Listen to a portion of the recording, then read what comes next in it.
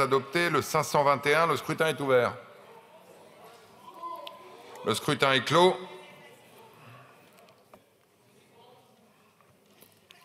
« 92 votants, 92 exprimés. La majorité est à 47 pour, 28 contre 64. L'Assemblée nationale n'a pas adopté. Madame Bouquin, cette fois-ci, c'est à vous pour le 745. Merci, Monsieur le Président. Donc cet amendement, il vise à allouer les biens saisis, les biens mal acquis, au service des douanes. Parce que les douaniers, on le dit tous, sont aux avant-postes de la lutte contre le blanchiment.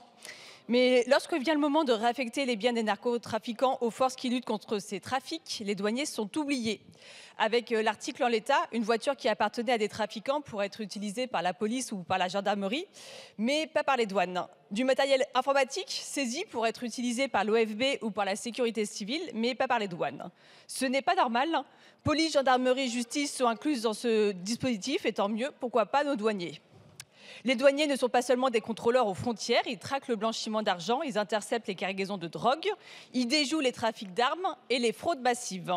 Ils sont en première ligne face à l'économie souterraine.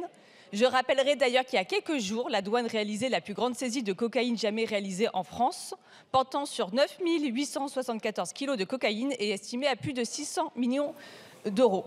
Alors soyons cohérents, donnons-leur la possibilité de toucher les biens saisis aux criminels. C'est une manière de leur donner plus de moyens, c'est le sens de cet amendement. Et vu que tout à l'heure, il y avait une unanimité pour défendre les douaniers, j'espère que cet amendement sera adopté. Je vous remercie.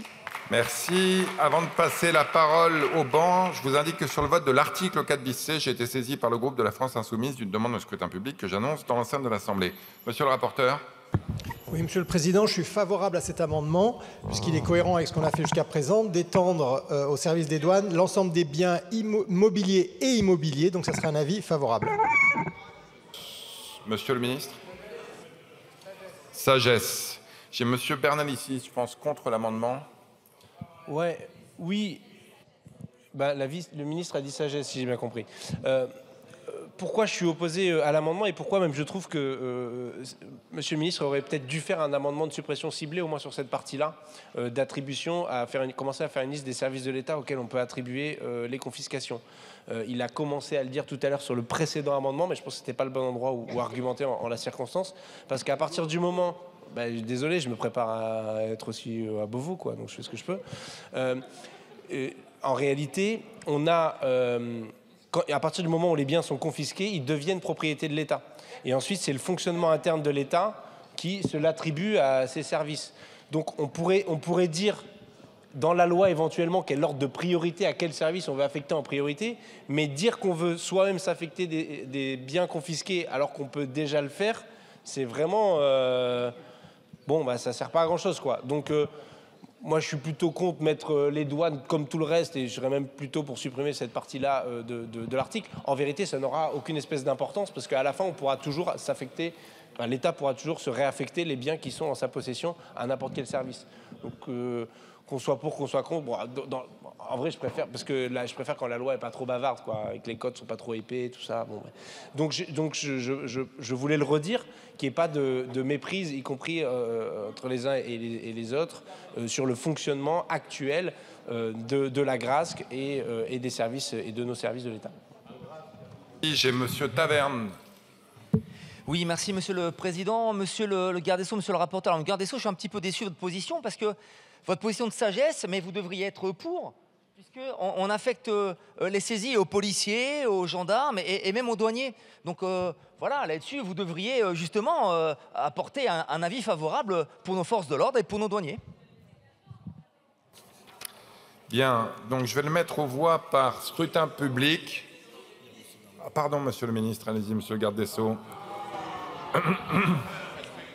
Je vous en prie, merci Monsieur Rousseau. Je savais que je pouvais compter sur vous. Vous avez un avocat sur les bancs, Monsieur le garde des Sceaux. Ça a toujours été le... Je sais que ça a toujours été le cas. Non, dire à Monsieur Taverne que c'est un avis de sagesse, parce que sur le principe, on est d'accord comme la dernière fois, mais si on fait une liste, Monsieur Bernassi, ça n'a pas tout à fait tort. Si on fait la liste des... Pas tout à fait. Si on fait une liste à l'après-vert, on va oublier des services enquêteurs très divers, l'administration pénitentiaire. Bon, donc voilà, je n'ai rien contre les douaniers. Madame la ministre a déjà eu l'occasion de dire qu'on fait déjà un certain nombre de mises à disposition aux douaniers. Donc voilà, c'était parce que monsieur le rapporteur a donné un avis favorable. Ce n'était pas pour être contre les douaniers ni pour déplaire. Donc c'est un avis de sagesse. Parce que je crois que la liste ne me paraît pas une bonne façon de faire la loi. Mais si c'est l'Assemblée qui le souhaite ainsi. J'en profite pour vous annoncer sur l'article 4 bis qui vient ultérieurement. J'ai été saisi par le groupe de la France Insoumise d'un scrutin public que j'annonce dans l'enceinte de l'Assemblée. Alors on va passer au vote sur le 745. Je rappelle que c'est un scrutin public avec un avis favorable du rapporteur et de sagesse du gouvernement. Le scrutin est ouvert. Le scrutin est clos. 97 votants, 77 se sont exprimés. La majorité est à 39 pour, 56 contre 21. Il est adopté. Je passe au scrutin public sur l'article 4 bis C. L'article 4 bis C, le scrutin est ouvert. Le scrutin est clos. 89 votants, 86 exprimés. La majorité est à 44 pour, 86 contre 0. L'Assemblée nationale a adopté. J'ai ensuite deux amendements qui, je pense, ne sont pas défendus. Je vais donc mettre aux voix l'article 4 bis. C'est aussi un scrutin public. Le scrutin est ouvert. Le scrutin est clos. 91 votants, 90 exprimés. La majorité est à 46 pour, 81 contre 9.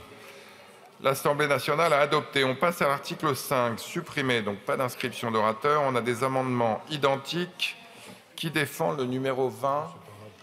Allez-y, monsieur le député. Merci, monsieur le Président. Donc cet amendement a pour objet de réintroduire donc l'article 5 qui a été supprimé en commission, qui visait justement donc à instituer une procédure judiciaire de gel des avoirs des personnes impliquées dans les faits de trafic de stupéfiants, des infractions graves relevant notamment de la criminalité et de la délinquance organisée, ou des faits de non-justification de ressources à l'origine des biens. Il faut trouver de l'argent pour l'État, puisqu'on est à 3 000 milliards d'euros de dettes, donc autant aller le chercher dans les poches des trafiquants. Madame Mansouri, vous défendez le suivant? Il est défendu, monsieur le rapporteur. Avis défavorable. On en a longuement parlé en commission des lois. Ça sert à rien, puisque au Sénat... Non, mais au Sénat, ils ont introduit le gel administratif, qui est beaucoup plus opérant, beaucoup plus efficace. En gardant un gel judiciaire, on va créer des sources de nullité, on va complexifier la procédure. Ça va à l'envers de ce qu'on essaye de faire. Donc défavorable. Monsieur le ministre, monsieur le garde des Sceaux. Merci, monsieur le Président. Il vaut mieux un gel administratif qu'un gel judiciaire. En l'occurrence, ce dispositif du Sénat est plus efficace que le gel judiciaire. C'est pour ça que le gouvernement avait apporté son soutien à la suppression de l'article. Monsieur Bernalicis. Merci, monsieur le Président.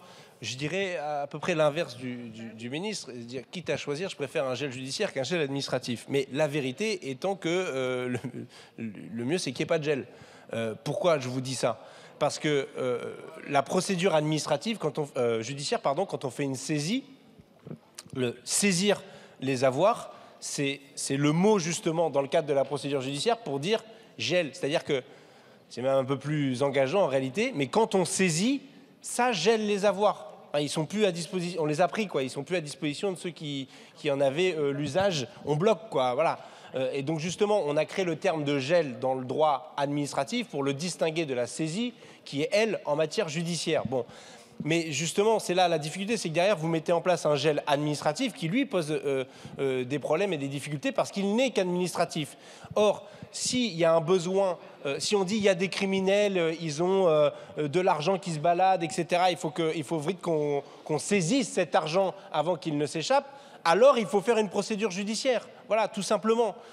Donc, je ne souhaite pas qu'on rentre dans un moment où l'exécutif lui-même, sur sa propre volonté, sur la base de renseignements administratifs, va pouvoir geler des avoirs de criminels alors qu'il faudrait en la circonstance, surtout si c'est des avoirs qui sont d'une certaine importance, il faut absolument le judiciariser pour que la justice s'en saisisse, qu'on puisse ensuite confisquer dans le cadre d'un procès. Voilà. Ou alors, il faut qu'on nous explique les cas de figure précis et concrets, mais ça viendra après, j'imagine, sur le 5 bis, les cas concrets où la justice, où la procédure judiciaire serait inopérante.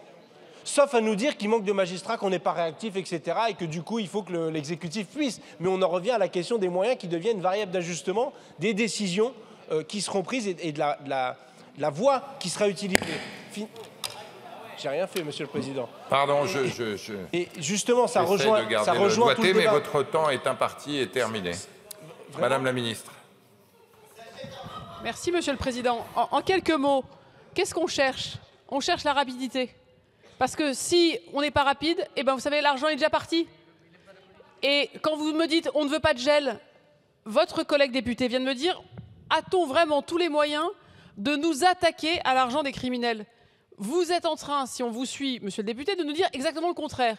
Il ne faudrait pas geler, il ne faudrait pas saisir, il ne faudrait pas arrêter l'argent. Le gel administratif, il a une vertu, c'est qu'on peut l'activer avant condamnation, on peut l'activer sur ordre administratif pour que précisément l'argent ne parte pas dans un autre pays et qu'ensuite on n'arrive plus à le récupérer. Donc oui, on est pour le gel administratif, article 5 bis. Non, on est contre et on ne veut pas rétablir le gel judiciaire. Et le but derrière, c'est que tous nos services puissent taper au portefeuille en anticipation de ce qui sinon nous désarme, c'est la fuite des capitaux à l'étranger dans des juridictions non coopératives. On se bat pour qu'elles deviennent coopératives. Entre-temps, on veut saisir, on veut geler. Merci beaucoup. Allez, je vais mettre aux voix avec un double avis défavorable. Qui vote pour? Qui vote contre? Ils ne sont pas adoptés. Il y en avait deux. Sur l'article 5 bis, Monsieur Amir Chahi. Et je vous annonce que sur l'amendement 265 et sur l'article 5 bis, j'ai été saisi de demandes de scrutin public, les deux par le groupe de la France Insoumise. Allez-y, Monsieur le député. Oui, Madame la Ministre, vous êtes assez convaincante, je dois le dire. Vous l'avez été tout à l'heure dans la démonstration que vous avez faite sur les entreprises de blanchiment liées aux agences de location. Vous l'êtes encore là sur l'idée simple de devoir taper au portefeuille. Je partage vraiment cet objectif. Et de ce point de vue-là, il y a peut-être quelques points de rencontre entre ceux que vous affichez et ceux que depuis le début nous avons souhaités. Regrettant au passage qu'on ait passé beaucoup de temps sur beaucoup de dispositifs qui justement ne s'attaquent pas au haut du spectre. Mais il y a un problème dans ce dispositif, c'est que vous ajoutez un mécanisme de gel administratif des avoirs. On peut comprendre la mesure dans des circonstances particulières. Et d'ailleurs, vous l'avez évoqué moi-même, mais ce n'est pas explicite dans le dispositif. C'est s'il y avait un risque immédiat, par exemple, d'exil fiscal. Bon, ben, sauf que ce n'est pas précisé. Et donc, on se retrouve dans une situation qui peut être problématique pour les libertés individuelles, et permettez-moi de défendre la propriété privée, vous ne m'entendrez pas toujours le faire de cette façon-là, c'est que vous allez vous retrouver dans une situation où il y a des gens qui peuvent être effectivement mis en cause dans le cadre d'une enquête, suspectés d'être récipiendaires ou en tout cas propriétaires de fonds qui mériteraient une enquête, mais ne mériteraient pas d'être saisis immédiatement. Parce que ça mériterait un minimum de vérification et que de ce point de vue-là, si un juge judiciaire en était chargé, vous garantiriez au moins une procédure contradictoire, des droits de la défense beaucoup plus équitables et la garantie que si ces biens devaient être gelés, ce à quoi je souscrirais, ce soit garanti par le juge judiciaire. Ça me semble quand même de bonne loi et de bon équilibre. Voilà. Merci, Monsieur le Président, d'avoir été si indulgent sur le temps de parole. 1 minute 40. Sur l'amendement 265, j'ai également été saisi par le groupe de la France Insoumise d'une demande de scrutin public. Donc, Monsieur Bernalicis, vous avez demandé la parole sur cet article. Exactement, Monsieur le Président. Donc là, c'est le gel administratif. Je comprends la cohérence du gouvernement dans ses propos. Je voulais faire le parallèle juste à la fin de mon argumentation précédente, justement sur le débat qu'on a eu sur interdiction de paraître. L'interdiction de paraître existe déjà en matière judiciaire. C'est un juge qui va la prononcer dans sa condamnation, voilà. Y compris en présententiel.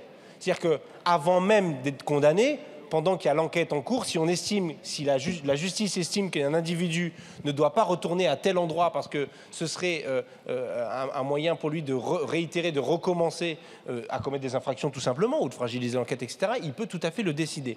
Là, c'est la même chose.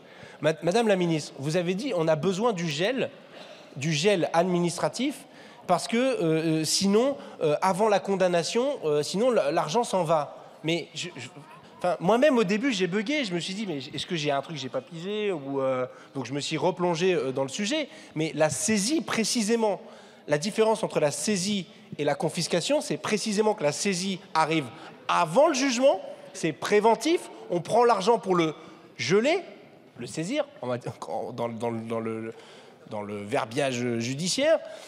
Et ensuite, une fois que le jugement aura eu lieu, ça deviendra une confiscation. Donc, la saisie a le même effet que le gel. C'est-à-dire que l'argent, il est pris, il ne peut plus bouger. Vous m'expliquerez, madame, vous faites non de la tête, mais vous m'expliquerez en quoi il y a une différence. Hein? Ah oui, non, mais au nom des mains, ça marche aussi, en vrai. Donc, je me dis qu'effectivement, la procédure judiciaire offre davantage de garanties à tout le monde, à la société, aux individus, mais aussi dans le cadre de la procédure, parce qu'un gel, il a une durée limitée par ailleurs. Et donc, c'est que vous espérez que derrière, ça enchaîne avec une procédure judiciaire. Et si vous avez gelé à tort, vous serez obligé d'indemniser, ce qui n'est pas forcément le cas avec, de la même manière avec la procédure judiciaire. Donc Monsieur voilà, la justice, la justice, la justice. Est-ce que vous défendez le 265 du coup, ou est-ce que Oui, merci, monsieur le Président, enchaînez. parce que... non, mais j'aimerais vraiment... non, mais s'il y a une différence, je demande qu'à être convaincu, vraiment. Parce que effectivement, on a tous la même volonté de se dire, oui, le pognon, il bouge à la vitesse de l'éclair, on peut le mettre dans une banque, dans un autre compte, etc., en quelques clics. J'en conviens qu'il y a une extrême mobilité, notamment des devises, dans le cadre de ces affaires. Et que s'ils se savent surveiller, etc., l'argent peut vite bouger, on peut perdre sa trace. C'est pas la même chose que de ne pas pouvoir le saisir, mais à la fin, ça veut dire qu'on ne peut pas le saisir. Mais en même temps, si on perd sa trace, que vous l'ayez gelé ou pas, si vous avez perdu la trace, vous avez beau avoir un gel, vous aurez le même problème auquel vous êtes confronté. Donc, j'aimerais vraiment comprendre, si tant est qu'il y ait une différence fondamentale, entre ce qui n'est pas possible d'être fait avec une saisie en matière judiciaire et que le gel peut faire. Parce que l'argument de la rapidité, je l'entends, mais je ne peux pas l'accepter. Cet argument n'est pas acceptable pour un républicain et un démocrate et un défenseur de l'état de droit, parce que vous dites « je manque de moyens, je manque de magistrats, il faut quand même qu'on agisse, donc c'est l'administration qui va faire ». Non, je ne suis pas d'accord avec ce type de raisonnement. S'il manque de magistrats pour saisir, vous augmentez le nombre de magistrats. S'il manque d'enquêteurs et d'enquêtrices à la PIAC pour identifier les avoirs criminels pour faire les saisies, alors mettez suffisamment d'enquêtrices et d'enquêteurs à la PIAC, etc., etc. Parce que ça donne des garanties à tout le monde, y compris dans l'efficacité de la répression des narcotrafiquants dans leur dimension de blanchiment. Merci, monsieur le rapporteur, sur cet amendement de suppression. Défavorable. Madame la ministre. Merci, Monsieur le Président. Geler, ça veut dire figer. Ça veut dire qu'on ne peut plus faire d'opérations bancaires. Ça veut dire que l'argent ne peut pas être transféré. Ça veut dire qu'il ne peut pas bouger. Ça veut dire qu'on ne peut pas retirer des espèces à partir d'un compte bancaire. C'est gelé. On prévient le juge. On judiciarise. Et à ce moment-là, on peut saisir, confisquer et, le cas échéant, utiliser les fonds pour l'État, l'argent public, les associations de victimes et autres. Donc, geler, c'est ce qu'on peut faire le plus rapidement possible quand on a un soupçon et quand il y a un risque de fuite à l'étranger. Ensuite, on saisit et on agit. Et je pense, mesdames et messieurs les députés, qu'il ne faut pas nous perdre en conjectures et en grandes arguties. Nous connaissons ce mécanisme très bien contre le terrorisme. Il fonctionne. Nous voulons déployer un outil qui fonctionne à un cas très grave, quand nous voyons des millions, des dizaines de millions d'euros risquant de quitter le territoire, risquant d'être dispersés sur des comptes en banque ensuite à travers le pays. Si ça marche sur le terrorisme, on le fait sur le narcotrafic. Voilà ce que nous vous proposons et donc je suis défavorable à cette suppression. Monsieur Amerchaï. Je suis toujours contrarié parce que vous êtes à la fois convaincante et, à mon avis, vous n'allez pas au bout de votre démonstration. Vous avez, à juste titre, dit qu'il fallait se prémunir de tout risque d'évasion de cet argent mal acquis, qui devait être absolument non seulement pris parce qu'il nous revient, il revient à l'État, mais surtout parce qu'il était le fruit de forfaitures criminelles. La question qui est posée est la suivante. On comprend qu'il puisse être gelé pour empêcher l'export. Mais imaginez que la décision prise soit erronée. On peut se tromper. Mais sauf que là, vous empêchez le retrait. En France, chez nous. Et le comble dans une société de justice, c'est l'injustice. Et le fait de s'être trompé. Donc la seule chose que nous demandons, ce n'est pas de revenir sur votre proposition au fond, car elle me paraît pertinente. C'est de garantir que cette décision soit une décision judiciaire. Je ne suis pas sûr que ça nous fasse perdre beaucoup plus de temps. Donc comme le garde des Sceaux est ici, peut-être qu'il pourrait nous éclairer, on pourrait, alors s'il ne le peut pas, j'en suis contrarié doublement, mais il me semble que nous pourrions nous mettre d'accord. En plus, on a fait la démonstration hier, vous avez une capacité à nous aider à améliorer les textes. Nous, on est toujours partisans. On pourrait prendre quelques instants pour améliorer votre proposition. J'y souscrirais si on avait cette garantie d'une décision judiciaire sans réserve. Sauf qu'elle n'est pas acquise à ce stade. Bien, je rappelle qu'on est sur un amendement de suppression avec un double avis défavorable et un scrutin public. Le scrutin est ouvert.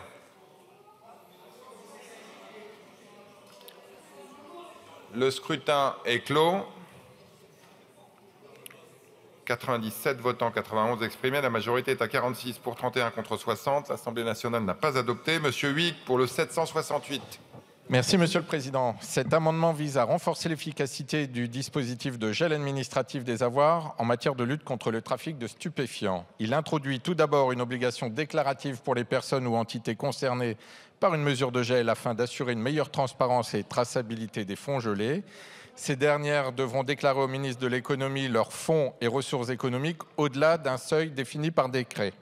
Ensuite, il supprime la limite de 3 renouvellements de la mesure de gel afin d'aligner ce dispositif sur ceux existant en matière de lutte contre le terrorisme et le blanchiment d'argent. Il s'agit d'éviter qu'une contrainte purement formelle ne limite l'action de l'État lorsque la menace persiste. Enfin, l'amendement retire la mention de l'information du Parquet national anticriminalité organisée, le PNACO, car cette précision ne relève pas du domaine législatif. Dans les faits, cette information restera systématique, comme cela se pratique déjà dans la lutte contre le terrorisme. Cet amendement apporte donc une plus grande cohérence et une meilleure efficacité au dispositif de gel des avoirs dans la lutte contre le narcotrafic. Merci, monsieur le rapporteur. Favorable à titre personnel, la commission avait émis un avis défavorable. Madame la ministre. Favorable. J'ai monsieur Bernalicis qui a demandé la parole. Oui, je vois vraiment pas l'intérêt de rajouter ça finalement, parce que rien ne vous empêche d'avertir le procureur national anticriminalité organisée si vous faisiez un gel, ou une autre juridiction d'ailleurs, hein, parce que ça peut concerner d'autres types d'infractions que de devoir saisir des sommes importantes. Bon, vous voulez centraliser au PNACO, d'accord, très bien, c'est votre truc. N'empêche que, Madame la Ministre, quand même, quand on saisit en matière judiciaire de l'argent ou un compte en banque, on ne peut plus retirer l'argent du compte en banque, en fait. Il s'est bloqué, c'est géré par la grâce. C'est justement ça le principe de la saisie. C'est qu'on prend la propriété et on la transfère temporairement à titre préventif, comme la détention provisoire en quelque sorte, et c'est la grâce qui gère. Bon, voilà. Ou alors il y a un truc qui m'échappe, et il y a un élément peut-être de droit qui fait que la saisie ne couvrirait pas la même chose que le gel. Par contre, sur le sujet de la rapidité, oui, il suffit qu'un ministre signe un papier, paf, c'est pris. De l'autre côté, effectivement, il y a un magistrat qui se dote de garanties, qui fait une enquête avec des services et qui ensuite va taper et saisir. Mais il prévient pas les intéressés par ailleurs. Donc si l'enquête est bien faite, si les choses sont bien faites, voilà. Si vous avez un renseignement administratif, à vous de le judiciariser le plus vite possible pour que la saisie soit faite par les autorités, par l'autorité judiciaire. Ensuite, le procès suit son cours, les confiscations, etc. Tout ça, ça déroule. Mais vraiment, parce que vous n'avez pas répondu sur ce point. Je suis désolé, vous n'avez pas répondu sur ce point. Vous avez laissé croire que quand on saisissait, à la différence du gel, on pouvait encore prendre l'argent sur le compte en banque. Enfin, non, désolé, ça, non. Madame la ministre. Monsieur le Président, soit je ne m'exprime pas clairement, soit certains ne veulent pas bien comprendre. Pour pouvoir saisir, il faut qu'il y ait de l'argent. Si vous n'avez pas préalablement gelé que l'argent, entre le moment où le mis en cause comprend qu'il est soupçonné, qu'il organise la fuite des capitaux, vous pouvez avoir judiciarisé tout ce que vous voulez, quand vous arrivez pour la saisie, il n'y a plus rien. Non, parce que le gel, il est immédiat, il est extrêmement rapide. Je gèle, je préviens le juge me donne l'autorisation, je saisis. Et donc ça s'appelle une séquence, et donc gel administratif, puis judiciarisation, puis saisie, puis revente, et donc condamnation, on l'espère à la fin, et si pas condamnation, eh bien nous remboursons l'innocenté. Donc, monsieur le député, je pense que c'est très clair. Vous faites, à mon avis, un effort de compréhension qui, lui, est peut-être à élargir, puisque d'abord on gèle, et le juge permet la saisie, et alors du coup, on a arrêté quoi? Le trafic et la fuite des capitaux. Donc, je pense que tout le monde a bien compris. Puis on vote. Donc c'est un scrutin public, avec un avis défavorable de la commission, favorable à titre personnel du rapporteur, favorable du gouvernement. Le scrutin est ouvert. Le scrutin est clos.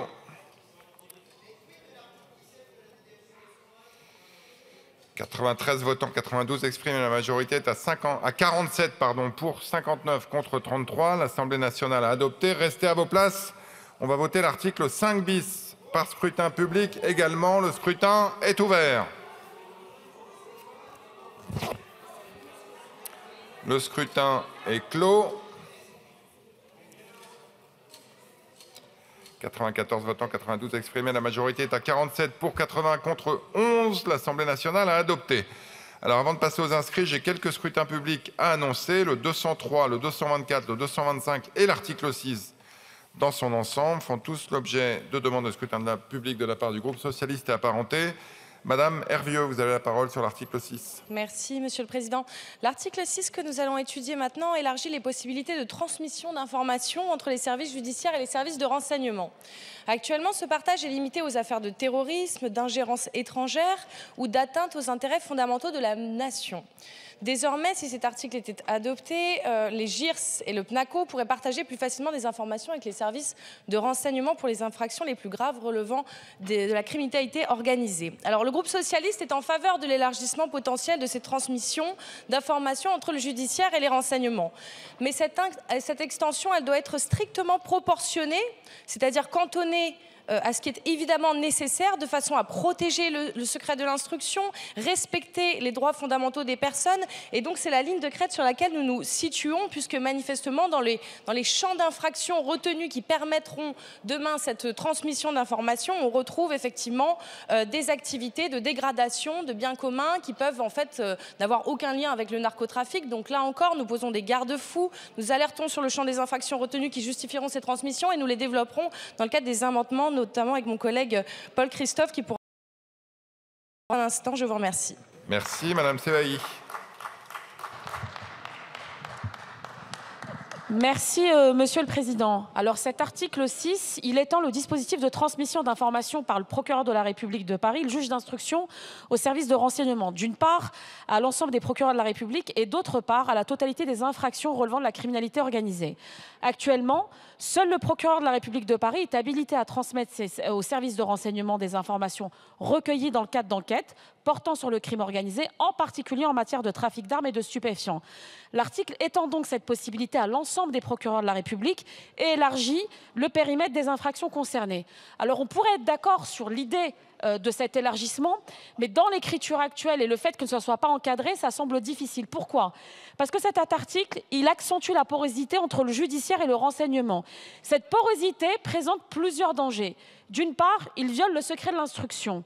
D'autre part, et surtout, l'information des services de renseignement peut leur permettre de déclencher à leur tour des techniques de renseignement qui ne sont pas soumises aux mêmes exigences de recours et de transparence. Donc on aimerait avoir des précisions, une délimitation pour pouvoir avancer sur cet article, sinon dans l'état actuel on ne pourra pas le voter.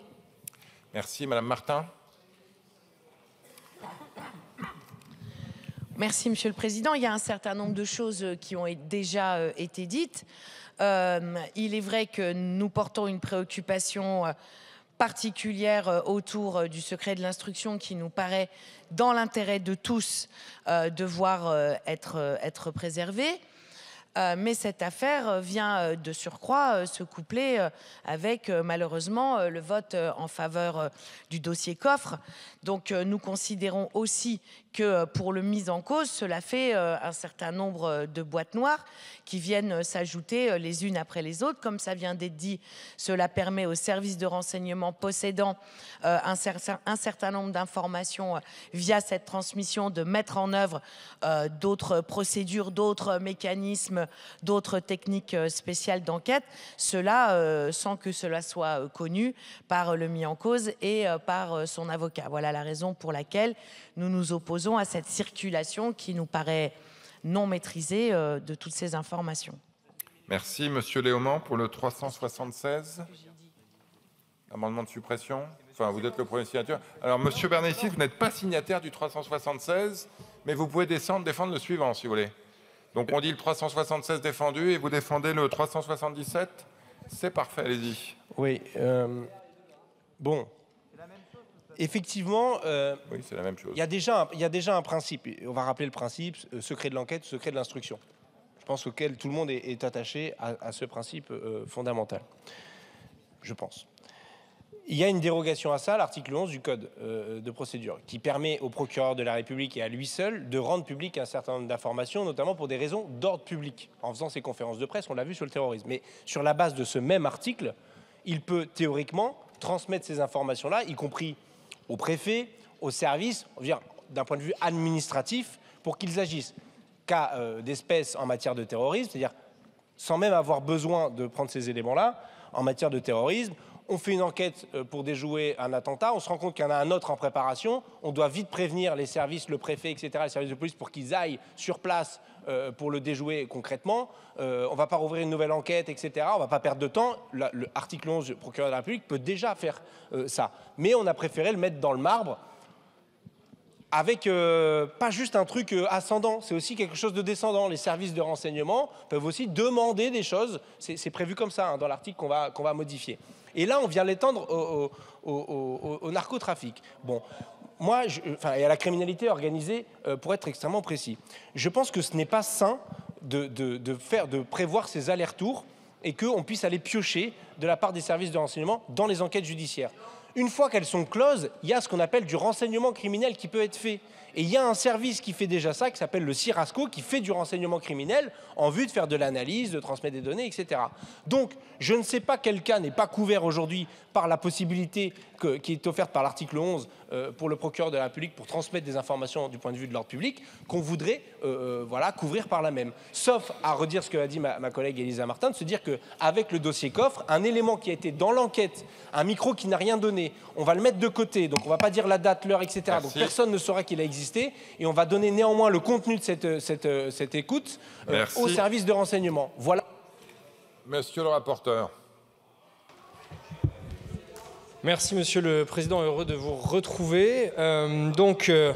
J'espère que c'est partagé en tout cas sur l'ensemble des bancs. Vous voulez supprimer au travers de ces deux amendements l'article 6, donc qui étend les possibilités de communication d'informations judiciaires au service de renseignement. Je pense que c'est tout sauf anormal, c'est utile et c'est même au contraire de bon ordre. Bon, je comprends votre interrogation. On a beaucoup cité le rapport Léaumont-Mendes. Moi, je vous invite aussi à lire l'état d'avancement des travaux de vos rapporteurs après les auditions qui ont été menées. On parle de ce sujet et on défend la mesure. L'article 6, tel qu'il a été réécrit au Sénat, il redéfinit le périmètre dans un sens plus restrictif.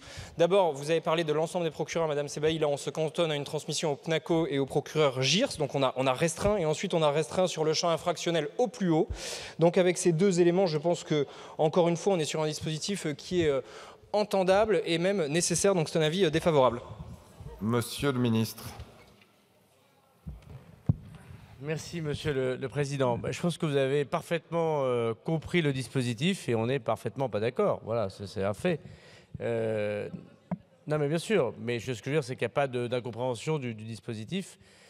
Effectivement, le modèle que l'on peut prendre, c'est la DGSI et le PNAT. Hein, d'ailleurs, le parallèle est fait, article 1er DNPJ, article 2 PNACO, il y a une cohérence dans le texte du gouvernement, vous l'avez remarqué. Donc comment ça se passe aujourd'hui? Bon, d'abord, dans le terrorisme, c'est beaucoup plus marqué, puisque 90% des affaires, peut-être un petit peu moins, mais enfin je caricature, c'est du renseignement, puis après on judiciarise. C'est ça le terrorisme, il n'y a pas énormément d'affaires en proportion du PNACO. Le PNACO et la CRIMORG, c'est quand même essentiellement du judiciaire, et puis il y a un tout petit peu de renseignement. L'idée, c'est de grandir ce moment de renseignement, mais il ne sera pas immense.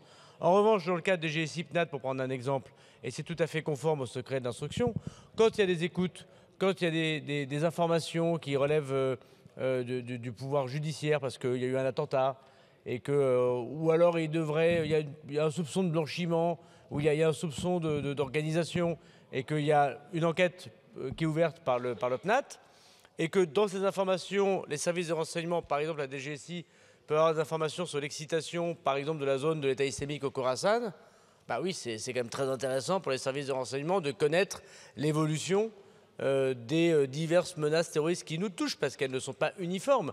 Et c'est soit l'État, à un moment donné, l'État au Maghreb, l'État islamique du Maghreb, c'est l'État islamique du Khorasan, ça peut être Al-Qaïda, et c'est normal. Ou si je prends les groupes d'ultra-droite, par exemple, c'est pareil, évidemment, c'est pas une menace uniforme. Et oui, le procureur de la République, ses services, dans des écoutes judiciaires, dans une enquête judiciaire, peut avoir des informations qui intéressent l'État pour se protéger. Et inversement, il est tout à fait normal que les services de renseignement qui trouvent des infractions, qui peuvent expliquer des circuits, peuvent comprendre ce qui va se passer, le passent au procureur. Et c'est le principe d'ailleurs du DGSI face au PNAT. Donc oui, c'est la même chose. Le parallèle est effectivement la même chose sur le PNACO. Il ne s'agit pas de... Et moi j'étais 4 ans et demi ministre de l'Intérieur, je peux vous le dire. Bon, il y a... M. Rousseau était directeur de cabinet de la Première ministre, il peut vous le dire. Pardon ? Non, monsieur. Je sais que ça vous plairait, mais que je vous ai beaucoup manqué. Mais on ne sait jamais. Faut jamais écarter l'idée d'un revers de la main. Mais monsieur Bernalicis, pour parler plus sérieusement, ces informations, nous n'avons pas les informations judiciaires.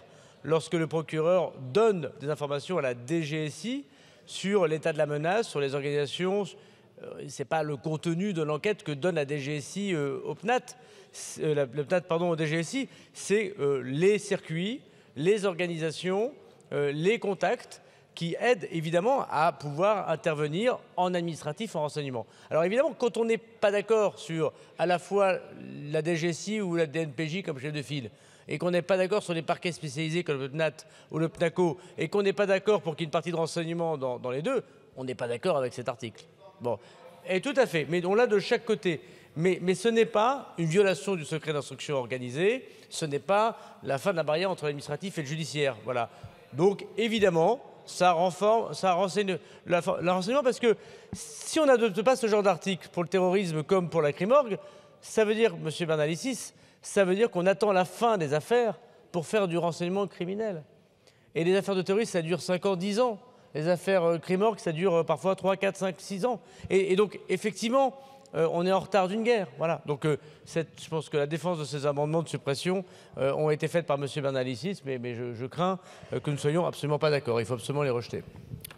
J'ai M. Taverne et M. Amir Chahi. Vas-y.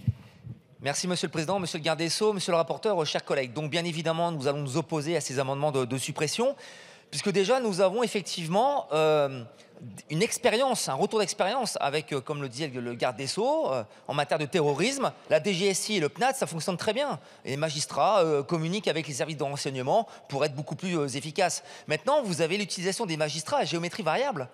Il y a une collègue qui a évoqué le dossier coffre. Le dossier coffre, vous dites oui, mais vous mettez la suspicion sur les avocats. Mais vous mettez également la suspicion sur les magistrats, puisque n'oubliez pas que le dossier coffre, il y a une requête du procureur, etc., auprès du juge de la liberté et de la détention, et ensuite il y a un contrôle à la chambre d'instruction. Donc c'est parfaitement louable, et je pense que ça fonctionne très bien.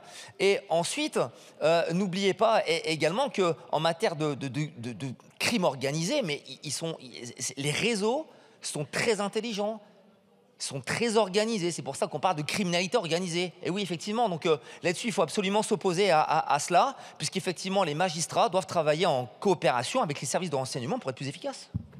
Monsieur Amir Chahi. Monsieur Amir Chahi. Ah ben, mettez-vous d'accord, monsieur. Alors, monsieur Bernalicis. Non, mais je vais faire l'argumentation. Bon. On est bien d'accord que l'article 11 aujourd'hui permet au procureur de la République, en toute matière, je veux dire, n'importe quelle infraction, délit, etc., à partir du moment où il y a une question d'ordre public, d'appeler le préfet, par exemple, et dire il vient de se passer ça, donc de donner de l'information sur une enquête en cours qui n'est pas le cœur de l'enquête, qui n'est pas l'aspect judiciaire de l'enquête, mais l'aspect ordre public. C'est déjà prévu cette articulation, en toute matière. Vous l'avez mis noir sur blanc sur le terrorisme, mais pas juste en ascendant, c'est-à-dire le parquet, mais aussi que les services de renseignement puissent pas seulement donner des informations au procureur de la République, ça j'espère qu'ils le font et qu'ils judiciarisent quand c'est nécessaire, on va partir du principe que c'est le cas, mais qu'ils peuvent aussi aller demander des informations au procureur de la République. C'est-à-dire qu'on n'est plus dans un rapport, on n'est plus dans exactement, enfin c'est rédigé comme ça à l'actuel dans le texte. Donc vous voulez l'aligner sur le PNACO. Je répète ma question extrêmement précise. Parce qu'aujourd'hui, le renseignement criminel, il est fait par le CIRASCO sur les enquêtes qui sont closes. Ça, c'est déjà le cas. C'est déjà transmis, c'est déjà investigué. Enfin, j'espère que c'est déjà investigué, que c'est déjà le cas. Ils n'ont pas beaucoup de moyens, c'est un autre sujet, mais en tout cas, c'est le cas. La question, c'est, dans une enquête en cours, on a posé un micro. On a entendu des choses, mais qui ne vont pas servir à mettre en cause la personne, parce qu'il n'y a pas d'éléments de preuve intéressants pour l'enquête. On va utiliser le dossier coffre pour mettre la technique de côté pour pas qu'on puisse identifier les agents qui l'ont posé, etc. Surtout que cet élément n'a rien donné. Donc les avocats et le mis en cause ne saura jamais qu'il y a eu un micro. Ils n'auront même pas la date et l'heure, ils ne pourront même pas demander le contenu. Pour eux, ça n'aura jamais existé. Par contre, dans le dossier judiciaire, dans le dossier coffre, ce sera là. Est-ce que, en couplant avec cet article de capacité de transmettre des informations, cette écoute qui n'aura pas été utilisée dans le dossier judiciaire pour être transmise au service de renseignement, pour faire du renseignement. Merci. Voilà le cas d'espèce, en tout cas, Merci, qui nous interroge beaucoup. Monsieur le ministre. Oui, merci, Monsieur le Président. C'est une question légitime. Je me permets de répondre à Monsieur Bernalicis. La réponse est non. Là, vous mélangez deux choses. Je comprends mieux la confusion peut-être effectuée. Ce n'est pas le cas. Ce sont deux choses distinctes. Et votre comparaison avec le préfet est très mauvaise. Pourquoi ? Parce que la DGSI, c'est un service de renseignement, mais c'est aussi un service d'enquête sous l'autorité du procureur de la République. Parce que la DNPJ, ce sera un service de renseignement qui coordonnera l'enseignement criminel, mais c'est aussi un service d'enquête sous l'autorité du procureur de la République. Et c'est pas anormal que le procureur de la République soit le chef du service d'enquête. C'est vieux depuis le code pénal et le code de procédure pénale. Donc on confond deux choses très différentes. Ce n'est pas une information administrative classique, c'est un service de renseignement qui est aussi un service de police judiciaire, la DGSI, vous êtes d'accord. Ce sera le cas de la DNPJ, bien évidemment, mais ce sera le cas, par exemple, des douanes, voilà, de services de renseignement qui, par ailleurs, sont aussi des services d'enquête. Et ce n'est pas une information administrative. Si vous prenez l'exemple du préfet, qui n'a rien à voir avec le fait d'être un service enquêteur habilité comme OPJ. Et deuxièmement, je voudrais vous redire, monsieur le député, il n'y a pas de lien entre le dossier coffre et les techniques qui seront utilisées dans un cadre judiciaire et le renseignement ascendant ou descendant qu'un procureur évoque avec les services de renseignement qui, par ailleurs, sont services d'enquête. Alors, vu la dispersion des forces, je vais mettre cet amendement de suppression aux voix par scrutin public, s'il vous plaît. Donc, je rappelle qu'il y a un double avis défavorable du rapporteur et du gouvernement. Oui, il est à main levée, mais là, je préfère... Le scrutin est ouvert. C'est à main levée, mais là, vu la dispersion des forces, je le passe en scrutin public pour m'assurer que je ne me trompe pas. Le scrutin est ouvert, il est clos. 97 votants, 83 exprimés, la majorité est à 42. Bon, ça aurait été facile à compter finalement. 10 pour, contre 73. L'Assemblée n'a pas adopté. J'ai monsieur Christophe, qui je pense présente le 203 et le 224 en même temps. Plutôt séparément, Monsieur le Président. Eh bien, allez-y, pas de problème. Donc, je commence par le 203.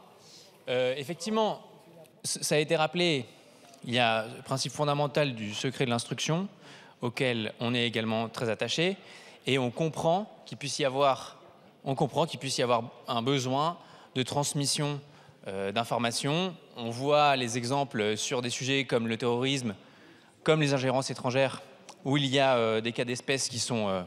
qui montrent leur utilité et on comprend qu'on puisse avoir besoin de les étendre au champ de la criminalité organisée. Et c'est là qu'on tombe sur l'un des enjeux de cette proposition de loi, c'est le mélange entre narcotrafic, c'est son titre, et criminalité organisée. Et là, on arrive sur l'article 706-73 du Code pénal qui est visé, ou du Code de procédure pénale, l'un des deux, je crois que c'est peut-être Code de procédure, qui vise un très grand nombre d'alinéas, dont 2 alinéas qui nous semblent ne pas avoir à rentrer dans le champ de cette transmission d'informations.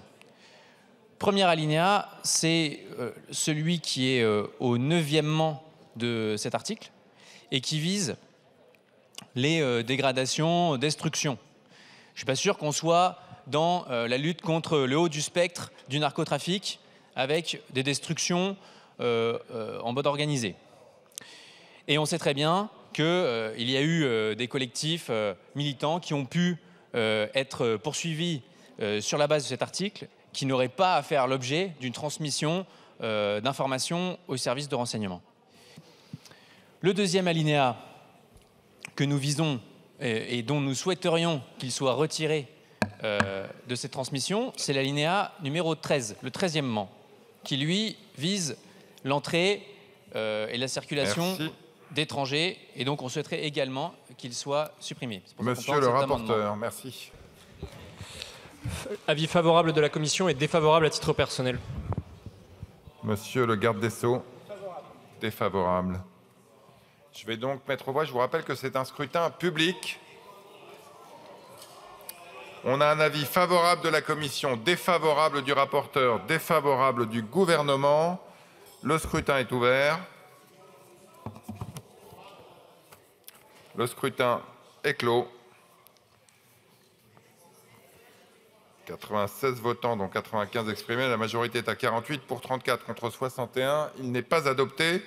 Le 224, Monsieur Christophe, qui fait aussi l'objet d'un scrutin public.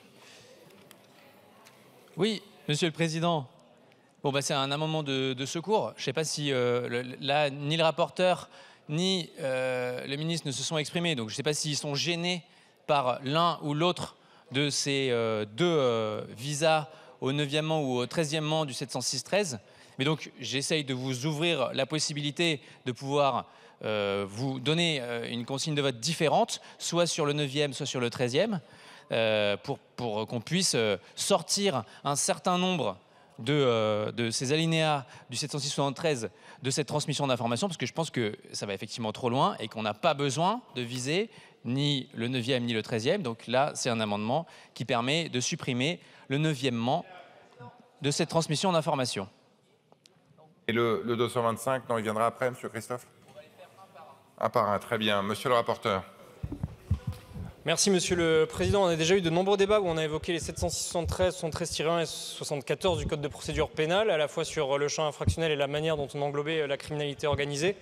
Le ministre garde des Sceaux a rappelé la raison et l'intérêt de cet article. Je pense que dans ce cas-là, il n'est pas utile de retrancher certains alinéas du 706-73, donc ça reste toujours un avis favorable de la Commission et défavorable à titre personnel. Monsieur le ministre. Oui, merci Monsieur le Président. Pardon Monsieur le député, mais je ne pensais pas que votre amendement était un amendement que vous souhaitiez sérieusement faire adopter. Je pensais que c'était un amendement d'appel.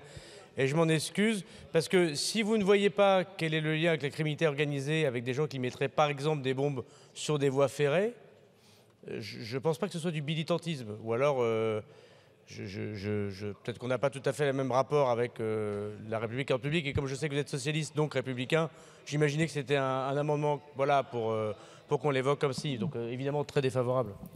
Monsieur Bernalicis, puis Monsieur Taverne. Ah ben non mais débrouillez-vous, il n'y a pas de problème, Madame Regon.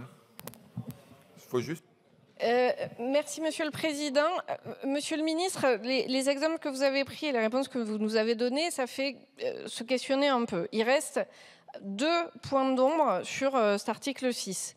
D'une part, ce que vous a expliqué tout à l'heure ma collègue Sabrina Sebaï sur le fait que potentiellement ce renseignement pouvait déclencher d'autres techniques de renseignement et que quelque part on rentrait... Non, Madame Sebaï, j'ai dit. Non, elle l'a dit. Madame rigole, allez-y, continuez, terminez, parce que je vais là, essayer. on n'entend pas les interpellations au micro, donc terminez votre C'est vous intervention. qui buvez du café, c'est moi qui suis réveillée. Bon, on va y arriver. C'est pareil, c'est de la café. Allez. Pardon. Et donc, il reste cette zone d'ombre sur qu'est-ce qu'il advient quand on met une boîte sur une boîte. Est-ce qu'on rentre dans la boîte noire ou pas? Ça reste une grosse interrogation pour nous. Ensuite, ces amendements de restriction de nos collègues socialistes permettent de rassurer un petit peu sur le champ qu'on explore. Donc voilà, 2 réponses sur ces 2 aspects. Je vous assure, c'est bien notre question sur les boîtes noires des boîtes. Monsieur Taverne. Oui, merci Monsieur le Président, mais très rapidement, moi la question que je me pose, c'est mais pourquoi vous avez une suspicion perpétuelle envers les avocats et envers les services envers les magistrats et envers les services de renseignement? Mais depuis le début de ce texte, on sait très bien que vous voulez le vider de sa substance, que vous êtes contre, mais là, au point quand même. On se calme. Allez-y, monsieur le député, vous seul avez la parole. Non, mais terminez. Très sincèrement, mais quelle défiance, mais faites confiance aux magistrats et aux policiers qui travaillent dans l'intérêt général pour assurer la sécurité des Français. Non mais c'est quand même extravagant d'entendre ça ce soir, donc faites-leur confiance. Bien, je vais donc mettre aux voix cet amendement, c'est un scrutin public. Scrutin public avec avis favorable de la commission, défavorable du rapporteur, défavorable du gouvernement. Le scrutin est ouvert. Le scrutin est clos.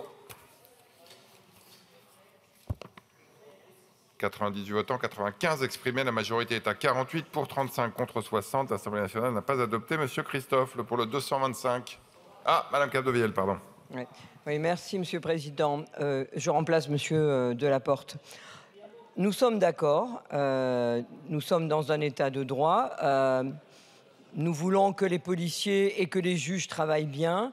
Le secret de l'instruction est un principe cardinal, tout le monde en convient ici, et nous votons pour un régime d'exception, tout le monde en convient ici, c'est-à-dire qu'on déroge quand même à tout le droit pénal commun. Je pense qu'on est d'accord également.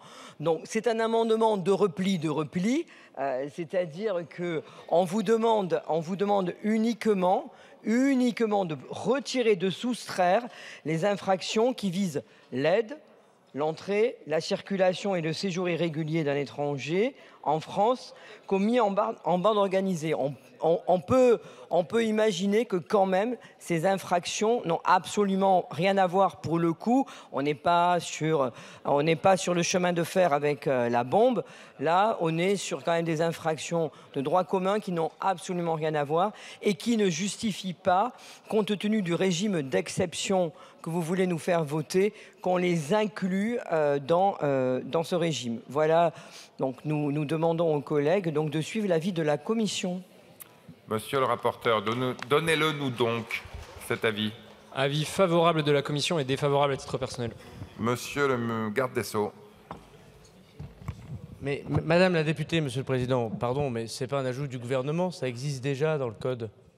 Et pardon, je vais vérifier, pour ne pas dire de bêtises, mais il me semble que ce n'est pas notre majorité qui l'a mis.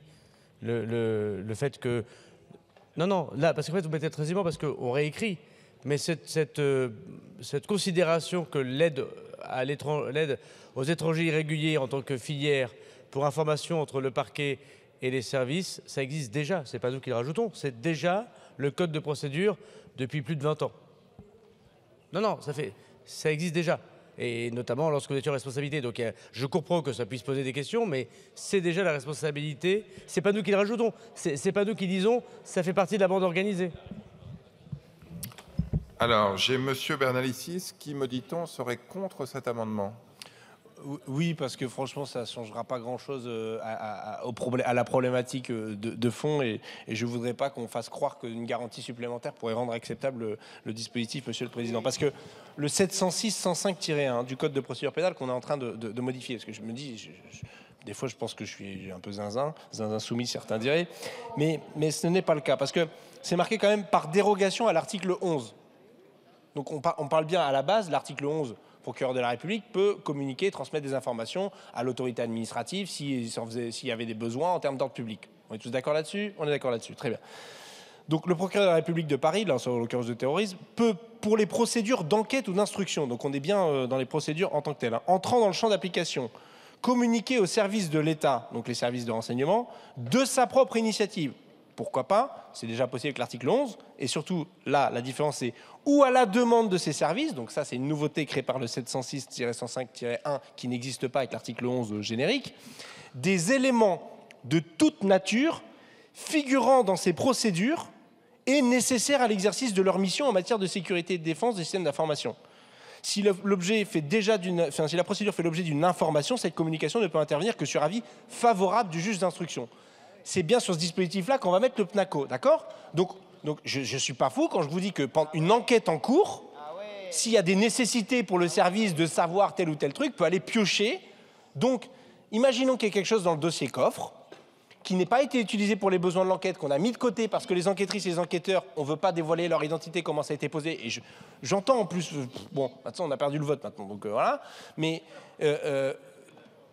je ne vois pas en quoi le 706-105-1 empêcherait le magistrat de transmettre le contenu de ce dossier coffre au service de renseignement, puisque c'est des éléments de toute nature figurant dans ces procédures et nécessaires à l'exercice de leur mission. Voilà, c'est extrêmement large. Merci d'avoir défendu avec brio la position contre. Madame Sébailly. Allez, pardon, allez-y.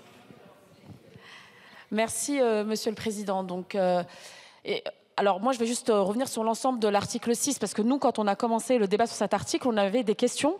Et Monsieur le garde des Sceaux, vous y avez répondu en grande partie. Et donc, je tenais à dire que quand on arrive à dialoguer, à prendre le temps de la discussion sur les articles pour lever des incompréhensions, notamment sur la notion de...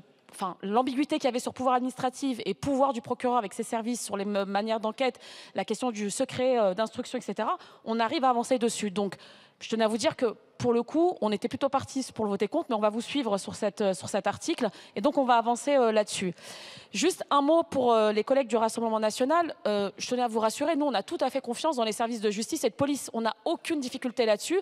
On a confiance dans le travail qu'ils font. On a confiance dans le fait qu'ils puissent avoir accès à des informations, à mener des enquêtes dans de bonnes conditions. Et on a tellement confiance que nous, contrairement à vous, nous n'avons pas été manifestés pour expliquer que le problème de la police, c'était la justice. Bien, donc je rappelle que c'est un scrutin public. Chacun rejoint son siège avec un avis favorable de la commission, défavorable à titre personnel du rapporteur, défavorable du gouvernement. Le scrutin est ouvert. Le scrutin est clos. Restez à vos places. 96 votants, 80 exprimés. La majorité est à 41 pour 20 contre 60. L'Assemblée nationale n'a pas adopté. On passe au vote de l'article 6. Vous voulez répondre? Allez-y, monsieur le ministre. Très vite, mais je ne veux pas sur un sujet aussi important qui est polémique demain ou après-demain. Pour répondre à M. Bernalicis, ce n'est pas le cas, je vous le répète. Pourquoi? D'abord pour une démonstration assez simple. Si un service travaille pour le PNACO, d'accord, la DNPJ, la police judiciaire, elle fait des écoutes, elle met en place des techniques, très bien, qui peut-être dans votre esprit irait dans le dossier coffre, très bien, qui ne serait pas utilisé dans le cadre de la procédure. Et le procureur de la République utiliserait ce qu'il y a dans le dossier coffre pour informer la DNPJ. Non mais vous comprenez l'absurdité de l'histoire, c'est que c'est la DNPJ qui a fait l'enquête. C'est-à-dire que... Non mais attendez, oui, bah, c'est ce dont on parle. C'est-à-dire que le procureur de la République, avec son propre service de renseignement, parce que là on ne parle pas du PNAT et de la DGSI, on ne parle pas du préfet, le procureur de la République, il utilise des techniques et des informations. Quand on parle, si vous prenez cet exemple très précis du micro, vous avez évoqué, voilà, bon, bah, c'est pas le procureur de la République qui le pose, le micro, c'est bien le service. On est bien d'accord. Bon. Non, mais sous le contrôle du procureur de la République, mais vous savez très bien comment fonctionne la police nationale ou la DGSI. Voilà, bon, ou alors c'est pas un vrai argument, puis je me rassois, puis on avance, mais bon. Donc, d'abord, ça existe déjà, monsieur Bernalicis, vous le savez, parce que ce qu'on fait là, c'est qu'on étend au meurtre en bande organisée, aux actes de barbarie, aux séquestrations. Non mais l'Assemblée doit savoir que descendant-ascendant avec les services de renseignement, ça existe déjà sur les trafics de stupes, ça existe déjà sur le trafic d'êtres humains, ça existe déjà sur les armes. Voilà, donc ne mélangeons pas, j'imagine que vous ne le faites pas sciemment. Non mais je sais qu'on n'est pas d'accord, mais l'important c'est pas nous deux, parce que je crois que le jour où on sera totalement d'accord sur un texte régalien, je crois que, voilà. Bien. C'est que... voilà. Faites attention avec l'âge, en général, on a tendance à se droitiser. Donc, ça peut arriver. Il y a de rares exceptions. Mais monsieur Bernalicis, écoutez-moi. Ce que je ne veux pas dans notre débat, c'est que les gens qui nous écoutent à l'extérieur puissent penser, mais légitimement, madame la députée, qu'il y a une sorte de combo fait par le gouvernement entre le PV distinct, qui je sais vous a occupé un certain temps, et qui posait des questions, et pour lequel vous étiez en opposition, et l'information des services de renseignement, descendants ou ascendants. Ce n'est pas la même chose, et ça ne peut pas être la même chose. Je rappelle que c'est un scrutin public, on vote sur l'article 6. Le scrutin est ouvert. Le scrutin est clos.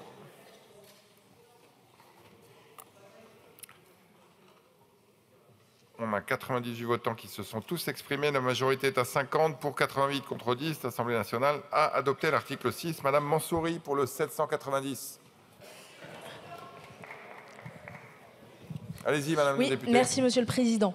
Cet amendement vise à créer un fichier national des trafiquants de stupéfiants.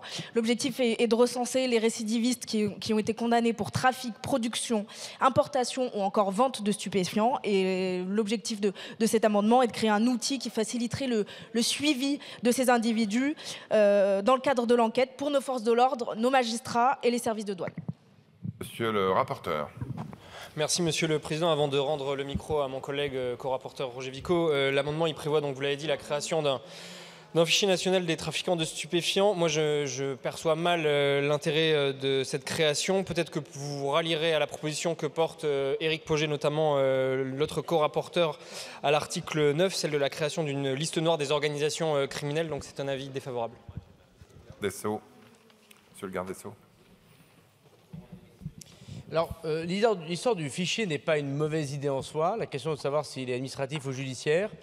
Et donc, ce que nous avons décidé avec le ministre de l'Intérieur, c'est que c'est la DNPJ qui tiendrait une liste d'objectifs, comme ils en ont déjà l'habitude de faire. Mais là, comme ils centralisent, c'est mieux avec tous les services, puisque ce sera un fichier donc, qui n'est pas judiciaire, qui sera administratif. Je pense que c'est un intérêt pour tout le monde que ce soit le cas. Parce que si vous le créez par la loi, il va devenir judiciaire et donc il posera d'autres questions pour le traitement. Donc il y aura comme un fichier S, ce fichier de FSPRT, c'est un fichier administratif que tient le ministère de l'Intérieur, en l'occurrence la DGSI, en l'occurrence l'UCLAT, qui fait la liste des personnes qui sont soupçonnées d'être radicalisées ou qui aident à la radicalisation ou au terrorisme. Et donc il faut que vous retiriez votre amendement, Madame la députée, parce que si on comprend bien le principe, ça nous embêterait beaucoup. Et par ailleurs, ce qu'a dit Monsieur le député qui est parti, c'est que par ailleurs, M. Pauget a proposé une liste noire qui, elle, concerne les personnes sur les repentis potentiels. Donc on aura deux fichiers au lendemain de cette loi, mais le premier, le fichier de la DNPJ, n'est pas législatif et n'a pas à être adopté. Donc je vous demande de le retirer. Vous le maintenez ou vous le retirez? Vous le maintenez, Madame Martin. D'abord, j'avoue que par principe, nous sommes relativement méfiants à ce qui concerne la création de fichiers. Mais il y a quelque chose peut-être qui nous échappe, hein, mais on va créer un fichier dédié à ceux qui ont commis toute série d'infractions liées aux stupes. Bon, il va quand même y avoir du monde dedans. Et on va isoler ces situations-là, ces personnes-là en lien avec ce type de délit, d'infraction et de délit. Or, toutes ces personnes-là, vous allez les retrouver dans le TAJ. Et dans le TAJ, me semble-t-il, l'intérêt, c'est que vous allez voir s'ils ont pas, si tout ça, c'est pas accompagné, que sais-je, de blanchiment, de proxénétisme aggravé ou que sais-je encore.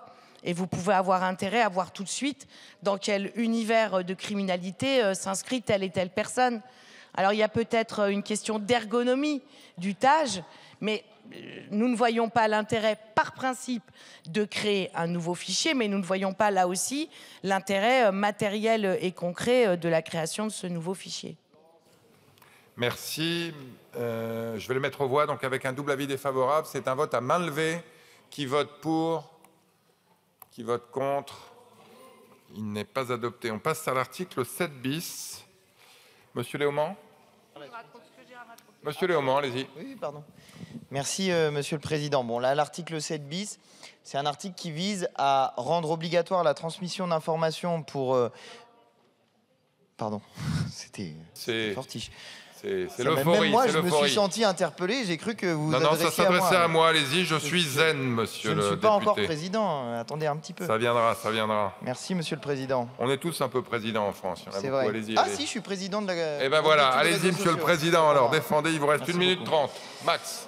Je reviens sur le fond de l'amendement. Donc, sur cet article 7 bis, il vise à rendre obligatoire la transmission d'informations sur les ports de plaisance aux CROS, c'est-à-dire aux cellules de renseignement opérationnel sur les stupéfiants, qu'il faudrait par ailleurs plutôt appeler les CROCO, pour que ce soit des cellules de renseignement opérationnel sur la criminalité organisée, à mon avis.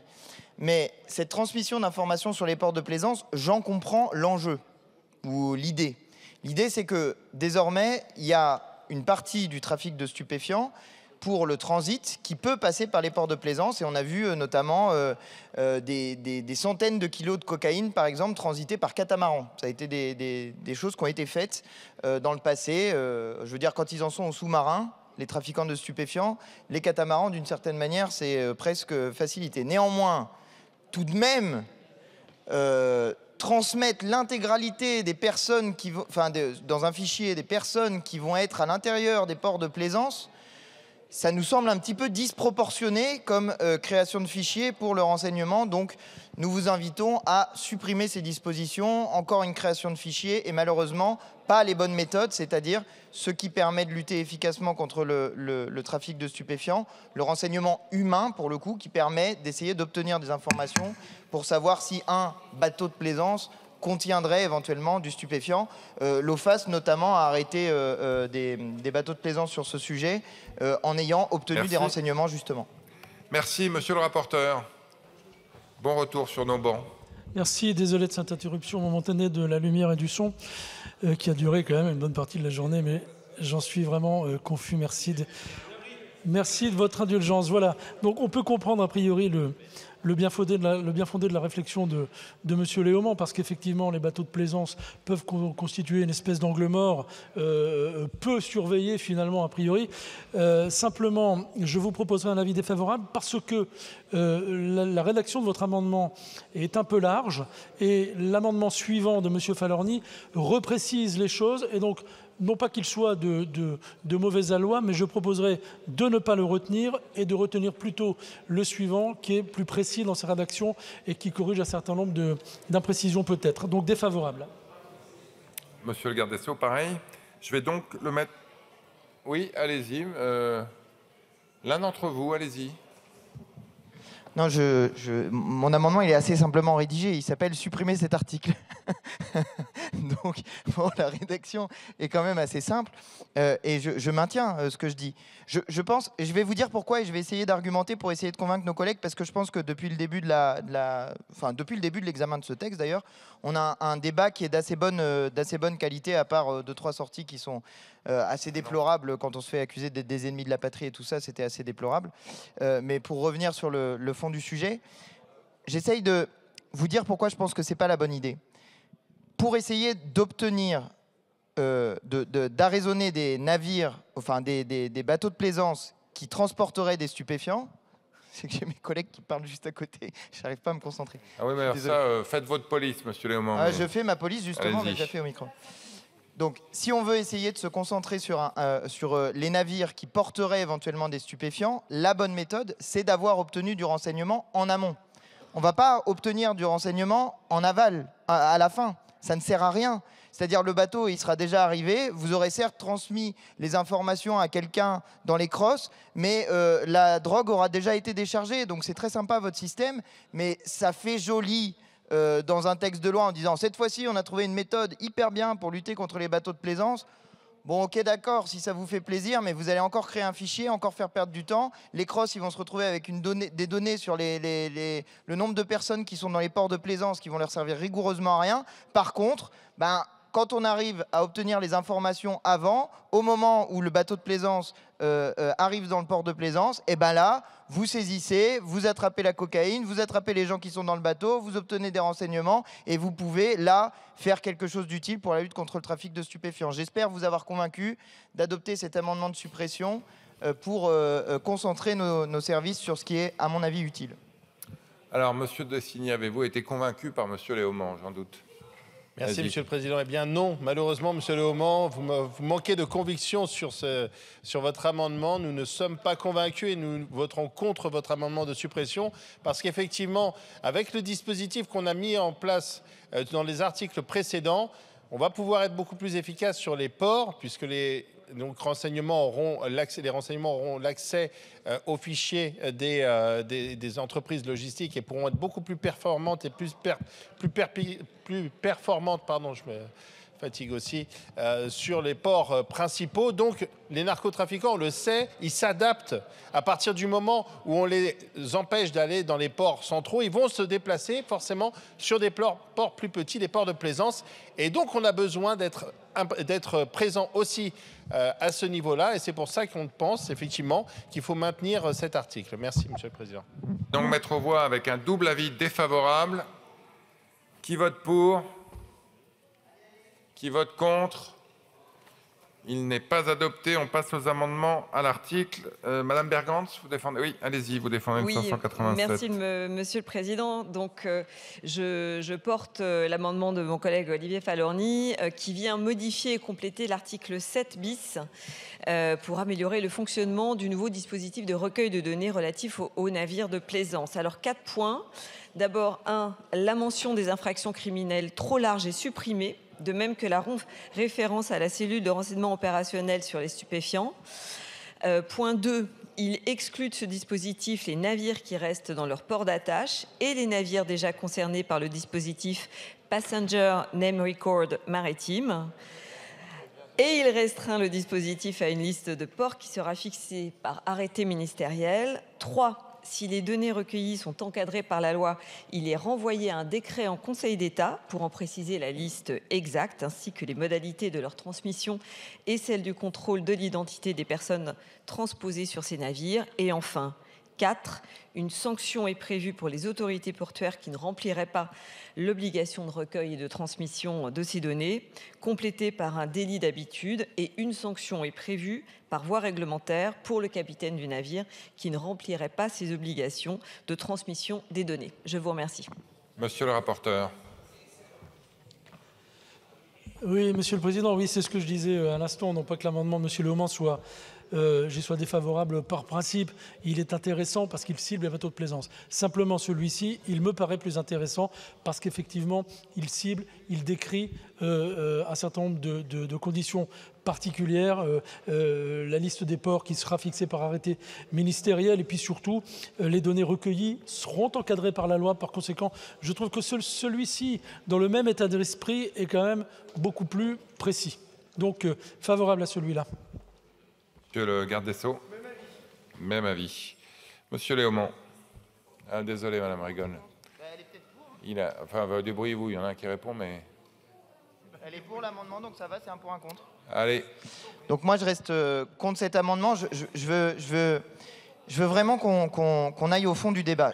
Il y a une question qui a été soulevée qui était juste.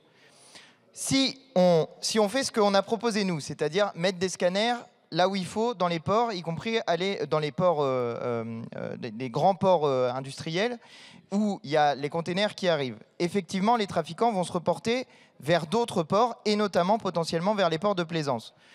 Une probabilité est qu'ils essayent de se reporter dans d'autres ports, dans d'autres pays, et qu'ils amènent par voie terrestre la cocaïne ou le cannabis, mais admettons qu'ils resteraient sur les façades maritimes françaises. Alors, ils vont donc se déporter des ports actuellement utilisés vers ces ports de plaisance. Ça, je n'en disconviens pas. Mais si on se base uniquement sur l'idée d'obtenir du renseignement sur les bateaux de plaisance, c'est très intéressant, mais vous allez noyer les crosses avec des informations qu'ils ne seront pas capables de traiter correctement. Et surtout, vous allez avoir une difficulté supplémentaire, c'est que je répète l'argument, mais vous déportez l'attention de là où il faut vraiment la porter. Le renseignement, il doit être obtenu en amont. Il doit être obtenu avant. Avoir la liste des noms des gens qui arrivent dans les ports, des bateaux, etc. Bon, d'accord, c'est intéressant. Mais ça n'est pas intéressant pour l'objectif visé. L'objectif visé, c'est de savoir s'il y a de la cocaïne à l'intérieur des bateaux de plaisance avant. Et pour ça, je suis encore au regret de vous le dire, mais c'est la question du renseignement, non pas par des fichiers, mais du renseignement humain qui va être central. Et en particulier, par exemple, peut-être mettre les postes dont on a besoin dans la police d'enquête. C'est ça qu'il faut faire, à notre avis en tout cas. J'espère vous avoir une fois encore convaincu. Madame Rigol. Merci, Monsieur le Président, et merci, chers collègues, pour cet amendement. Il permet d'encadrer un petit peu mieux ce qui est cet article 7 bis à l'heure actuelle, mais il reste encore deux questions. Déjà, sur le... ça continue à créer une charge pour les autorités portuaires importante de transmission d'informations qu'il n'est pas évidente d'assumer à l'heure actuelle. Et en plus, vous rajoutez des sanctions assez fortes en cas de non-remplissement. Donc, est-ce qu'on peut discuter de cet aspect-là? Deuxième chose, sur la durée de conservation des données. Vous savez que c'est un point important pour nous. Systématiquement, on y revient. Là, on est sur une durée de 5 ans que votre amendement ne bouge pas, à moins que j'ai mal compris. Et enfin, mais ça c'est plus une question au rapporteur ou au ministre, tout ça se base sur l'expérience de La Rochelle sans qu'on ait les éléments objectivés, sans qu'on ait les retours d'expérience. Donc est-ce que pour faire cet amendement, le collègue Falorni y a eu accès? Est-ce qu'on peut avoir des informations? Donc voilà, 3 questions pour avancer un peu là-dessus. Bien, je vais le mettre aux voix avec un... non, mais je ne vais pas forcer les gens à vous répondre, Madame la députée. Donc, j'ai laissé un peu de temps. S'il n'y a pas de prise de parole. Monsieur le garde des Sceaux, vous voulez répondre? Monsieur le ministre, allez-y. Moi, je force personne, Madame Rigol. Hein, donc, je crois que les explications données par Monsieur le rapporteur et Madame la députée au nom de Monsieur Falorni étaient extrêmement claires.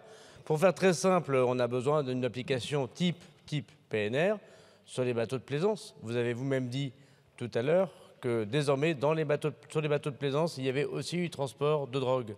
Je crois que c'est assez clair. Et M. Falorni, avec qui nous avons discuté de son amendement, n'a pas eu besoin d'avoir accès à d'énormes informations, puisque nous constatons qu'il n'y a pas de contrôle d'identité pour les bateaux de plaisance quand ils rentrent dans les ports. Ça me paraissait assez simple. Donc, je vais le mettre aux voix avec un double avis favorable. Qui vote pour? Qui vote contre? Il est adopté. Monsieur le rapporteur, vous avez le 617. Il est tombé, pardon. Monsieur le rapporteur, vous êtes tombé. Je vais donc mettre aux voix l'article 7 bis. Article 7 bis, qui vote pour? C'est un scrutin à main levée. Oui. Qui vote contre? Il est adopté. On passe à l'article 9. Madame Borde, vous avez demandé la parole. Oui. Merci, Monsieur le Président. Rapidement, cet article 9 permet enfin de franchir un cap important, un cap juridique important dans la lutte contre la criminalité organisée, puisqu'il consacre enfin dans notre droit pénal la notion d'organisation criminelle comme une infraction autonome, distincte de celle qui existe déjà d'association de malfaiteurs. C'est une infraction qui est particulièrement adaptée aux réalités des réseaux de narcotrafic. Ce changement est fondamental parce que les réseaux mafieux d'aujourd'hui n'entrent pas toujours dans les cases juridiques anciennes, parce que ces structures mafieuses sont pérennes, hiérarchisées, professionnalisées, et qu'elles s'organisent sur le long terme pour commettre des crimes en série, parfois sans que la préparation d'un acte précis ne puisse être immédiatement démontrée. Cet article permettra d'élargir le champ des poursuites à tous ceux qui facilitent, financent, abritent ou soutiennent ces réseaux, même s'ils ne sont pas eux-mêmes en possession de drogue ou d'armes.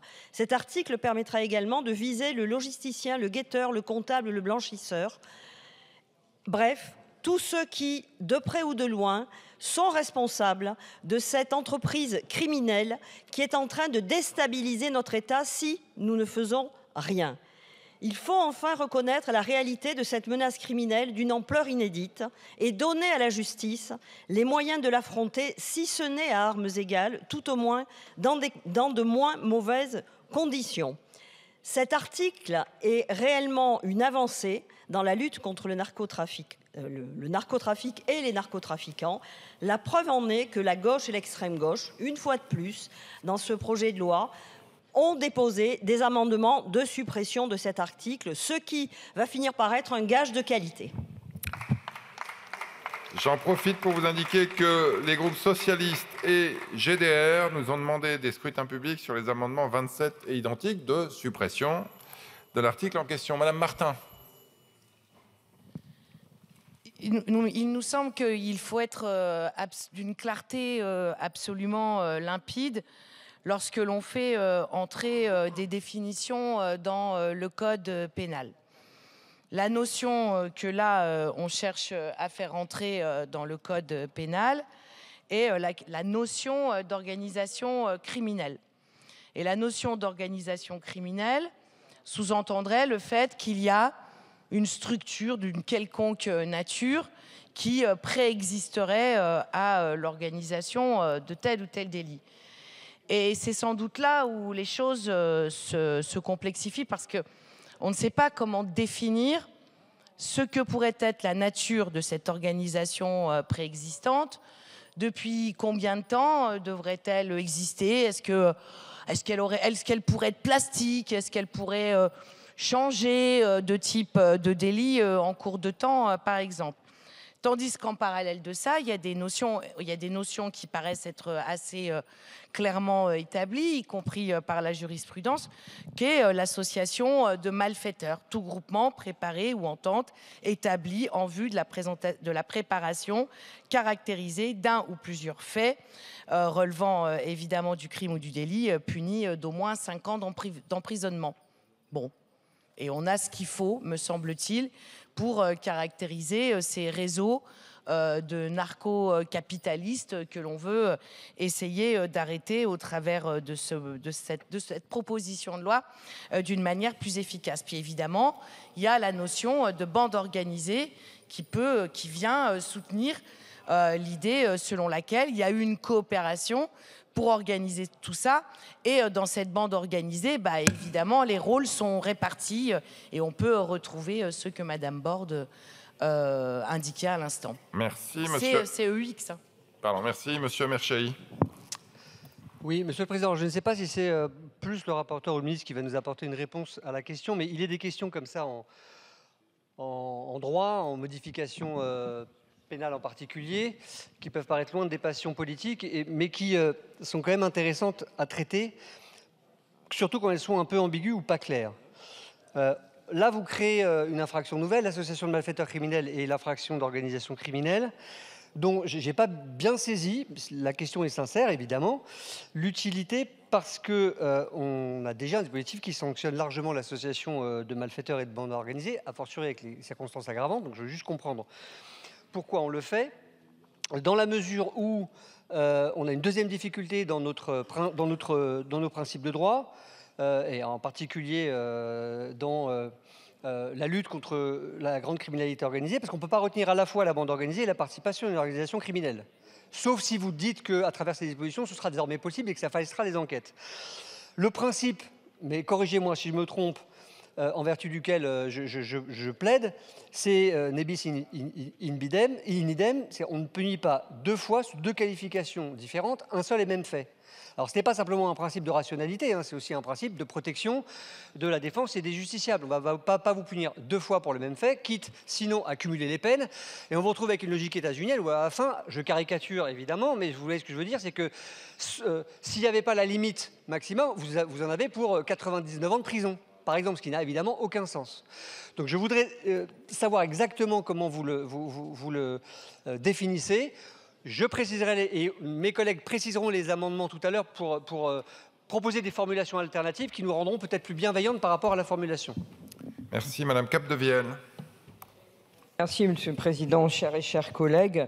C'est précisément ici que l'on voit le problème de l'absence d'études du Conseil d'État, puisque c'est, je crois, une création du rapporteur d'avoir rajouté à ce texte une nouvelle infraction. Bon, le droit pénal, c'est d'interprétation stricte.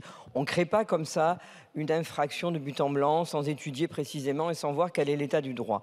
Or, il existe une infraction bien connue qui s'appelle association de malfaiteurs avec la circonstance aggravante de bande organisée, qui correspond aux besoins. Il y a une jurisprudence depuis des années et des années et des années, et qui précisément recouvre les faits que vous souhaiteriez pouvoir poursuivre. Donc, l'infraction que vous proposez, elle recoupe des cas qui sont déjà couverts par l'association de malfaiteurs et la bande organisée. La Cour de cassation, d'ailleurs, s'est prononcée. Il y a de multiples décisions, et je m'étonne que des juristes ici viennent saluer la création d'une nouvelle infraction au contour flou, inutile au regard du droit positif, avec une formulation bien plus générale. Et puis alors, qui plus est, l'infraction qui existe dans le code pénal punit de 10 à 15 ans, et la nouvelle infraction proposée est largement inférieure puisque c'est 3 ans. Donc je ne vous dis pas le conflit que cela va créer. Donc c'est inutile. Voilà, c'est complètement inutile. Je ne comprends pas d'ailleurs pourquoi cela a été proposé dans la mesure où voilà, ça n'a aucun lien. Et là, pour le coup, j'attends vraiment des explications parce que je voudrais bien voir ce que vous voulez couvrir pénalement qui ne serait pas prévu par le spectre très large quand même de la bande organisée et de l'association de malfaiteurs qui est particulièrement large et qui permet de couvrir des comportements criminels et délictuels très nombreux. Donc je ne comprends pas. Eh bien, on va enchaîner avec les amendements de suppression. Le 27 n'est pas défendu. Madame Capdevielle, vous défendez le 191 ou vous l'avez défendu? Ça, c'était des prises de parole à l'article. Le 27, Monsieur Jordanov. Ah, mais non, il n'est pas là. Non, il n'est pas là. Il est seul signataire. Donc le 27 n'est pas défendu. Le 191, Madame Capdevielle, défendu. Le 307 n'est pas défendu. Madame... Alors, qui défend? Monsieur Lecoq? Allez-y pour le 383. Merci Monsieur le Président. L'amendement propose de supprimer l'article 9 puisque celui-ci nous apparaît comme étant superflu. En effet, l'état du droit positif, l'infraction d'association de malfaiteurs, article 451 du Code pénal, et la circonstance aggravante de bande organisée, article 132-71 du Code pénal, permettent déjà de répondre aux besoins. L'historique jurisprudentiel de la Chambre criminelle de la Cour de cassation a permis de définir précisément les champs d'application de l'infraction d'association de malfaiteurs et la circonstance aggravante de bande organisée. La création d'une nouvelle infraction qui s'insérerait dans ce panorama juridique crée une insécurité juridique, des difficultés supplémentaires pour qualifier, outre l'inflation législative. Le texte adopté par le Sénat propose de définir l'organisation criminelle comme tout groupement ou entente ayant une structure existante depuis un certain temps, formée en vue de la préparation d'un ou plusieurs crimes, voire délits, caractérisés par des faits matériels. Création de l'article 450.1.1 dans le Code de procédure pénale. Cette définition est d'une part complexe, d'autre part contraste avec les définitions actuelles de la bande organisée et l'association de malfaiteurs. Ainsi, que leur interprétation par la jurisprudence de la Cour de cassation en ce qu'elle recoupe les cas déjà couverts par l'association de malfaiteurs ou la bande organisée. Une telle création nous semble donc superflue, inutile au regard du droit positif. Les incriminations existantes peuvent être utilisées afin de couvrir les cas visés par la notion d'appartenance à une organisation criminelle. Il est donc nécessaire de s'en tenir au droit positif pour éviter toute confusion entre les notions qui ont déjà été si longues à définir précisément par la jurisprudence. Merci. Monsieur Bernalicis, le 425, Madame Martin. Non, c'est moi. Peut-être pour d'un mot continuer, prolonger le propos que je tenais à l'instant. La création d'une nouvelle catégorie pénale doit permettre de recouvrir des faits nouveaux, des faits qui ne le sont pas. Dans le cadre actuel, là effectivement, ça n'est pas le cas.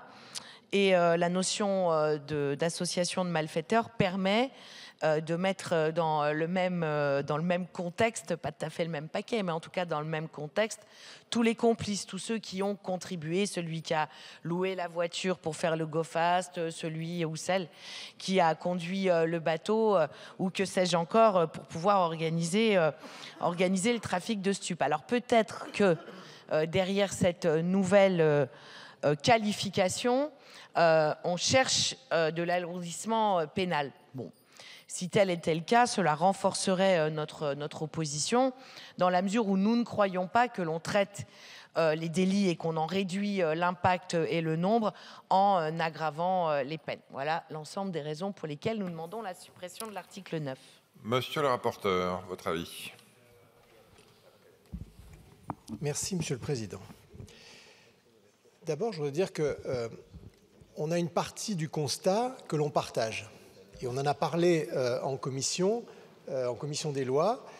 Je rappelle que cet article 9, il est à l'initiative du Sénat et de la commission d'enquête du Sénat sur le narcotrafic. Et que derrière, ça a abouti à une proposition de loi écrite par le Sénat et les sénateurs l'ont votée. Je l'ai dit publiquement en commission des lois, je partage le même constat que vous sur la fragilité juridique de la manière dont les sénateurs ont essayé de définir la notion d'organisation criminelle. Et c'est pour ça que je vous propose un certain nombre d'amendements qui corrigent la rédaction du Sénat. Néanmoins, j'attire votre attention, je voudrais supprimer directement la rédaction actuelle, ça nous priverait d'une nouvelle définition de l'organisation criminelle et de ce qui en découle, et je vais en parler. D'abord, je veux revenir à ce qu'il y a dans le rapport d'enquête du Sénat qui clairement estime que l'infraction actuelle de participation à une association de malfaiteurs est insuffisante pour appréhender les agissements des narcotrafiquants et notamment ceux du haut du spectre. Si on veut lutter contre la criminalité organisée, on se doit, et c'est l'objet même du texte, on se doit d'être capable de définir cette organisation criminelle. Et c'est ça que cet article 9 nous amène à faire. Pourquoi définir l'organisation criminelle? Je vais vous donner quelques exemples après. Parce qu'il y a derrière, il y a des nouvelles sanctions. Et j'en conviens, les sanctions qui sont définies aujourd'hui par le texte du Sénat, non seulement sont moins disantes, mais s'appuient sur quelque chose qui ne tient pas. Je suis d'accord avec vous.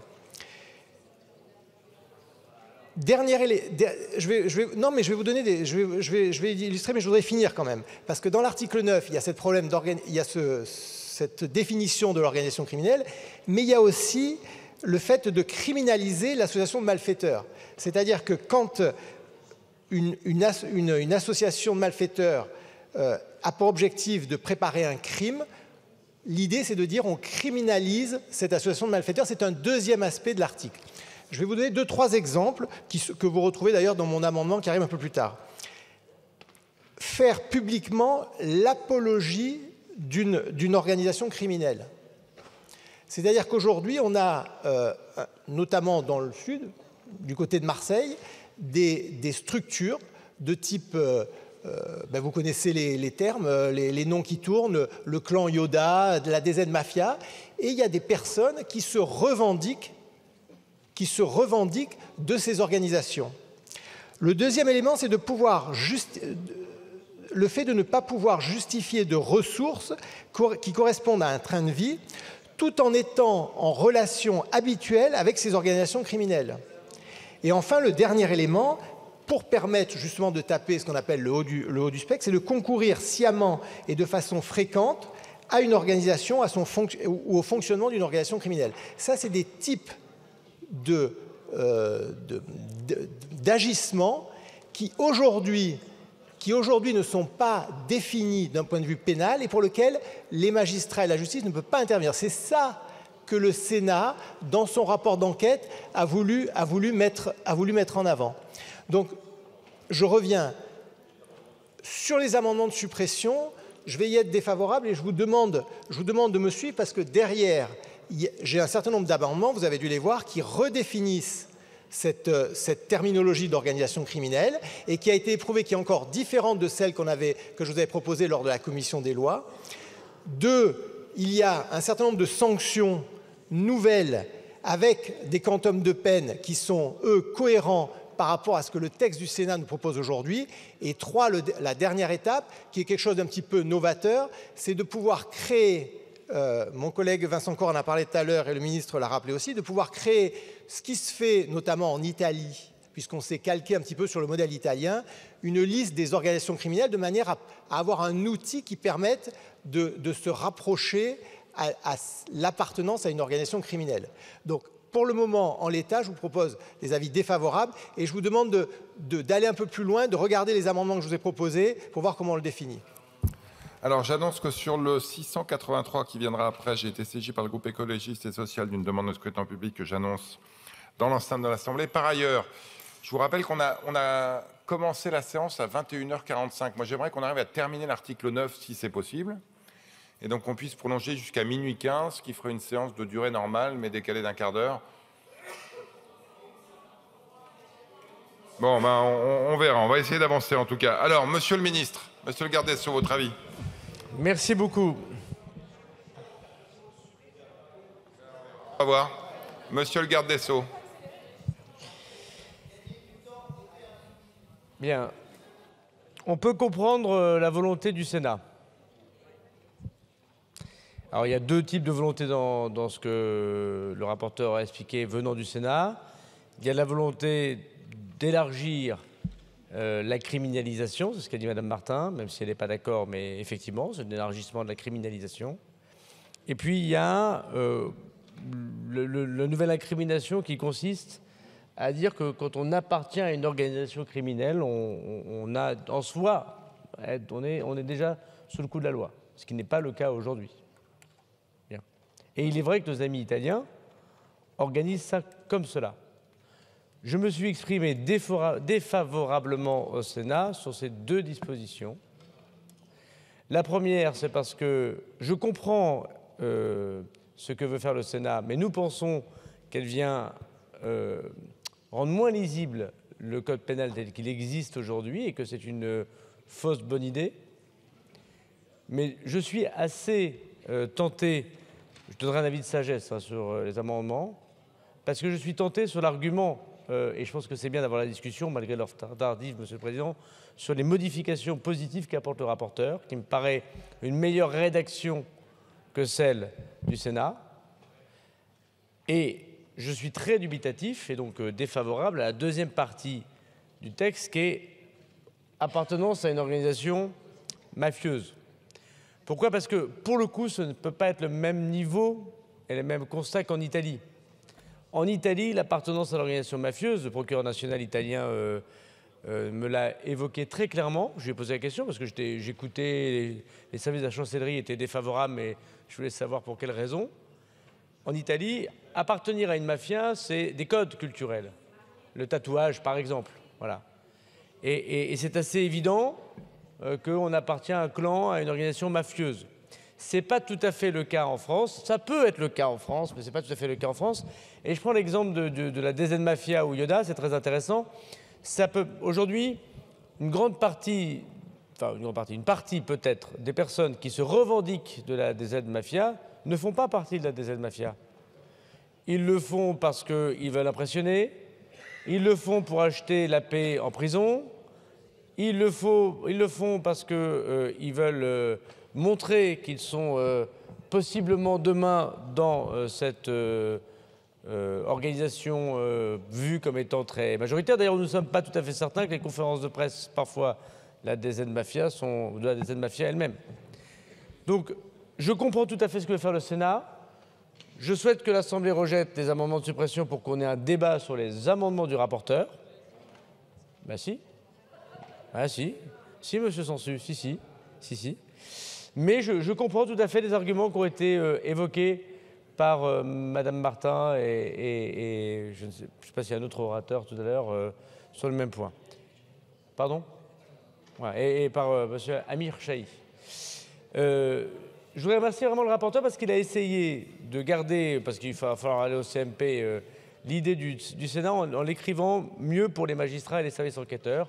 Donc avis de sagesse sur les amendements de suppression. Sur les amendements de suppression, et monsieur le rapporteur, avis défavorable sur les amendements de suppression. Monsieur Amirchaï. Alors, discussion très intéressante. D'abord parce qu'elle est ouverte. Ensuite parce qu'elle ouvre quand même le champ de réflexion sur la nature et le cumul des qualifications pénales. Je m'explique. Vous avez répondu en partie, et monsieur le rapporteur et monsieur le ministre, sur les intentions, en expliquant les nuances qu'il pouvait y avoir, d'ailleurs pas qu'entre vous deux, entre nous. L'aggravation des peines n'est pas forcément un élément dissuasif pour le haut du spectre, ça c'est ce qu'on croit. Vous pensez que non seulement c'est utile, mais que ça peut en plus être un élément de négociation avec d'éventuels coopérateurs de justice, hein, c'est ce qu'on a vu hier. Ok. Pardon, on peut l'entendre. Mais vous ne répondez pas à la question, peut-être vous ne l'avez pas entendu, hein, mais que les deux, on peut cumuler des infractions différentes.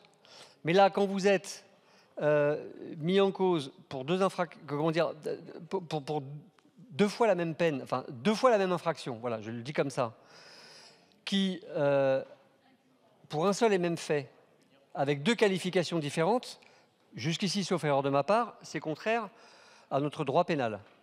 Si c'est pas contraire, expliquez-le moi, mais il y a une différence entre le cumul des infractions et le fait d'être puni deux fois avec deux qualifications différentes sur un seul et même fait. Expliquez-moi, je n'ai pas là, peut-être je suis confus, mais c'était rédigé de telle façon que ce n'était pas forcément très clair. D'où les amendements de suppression. Je ne sais pas si l'amendement de M. Pauget clarifie la chose, on verra tout à l'heure, mais je ne suis pas certain.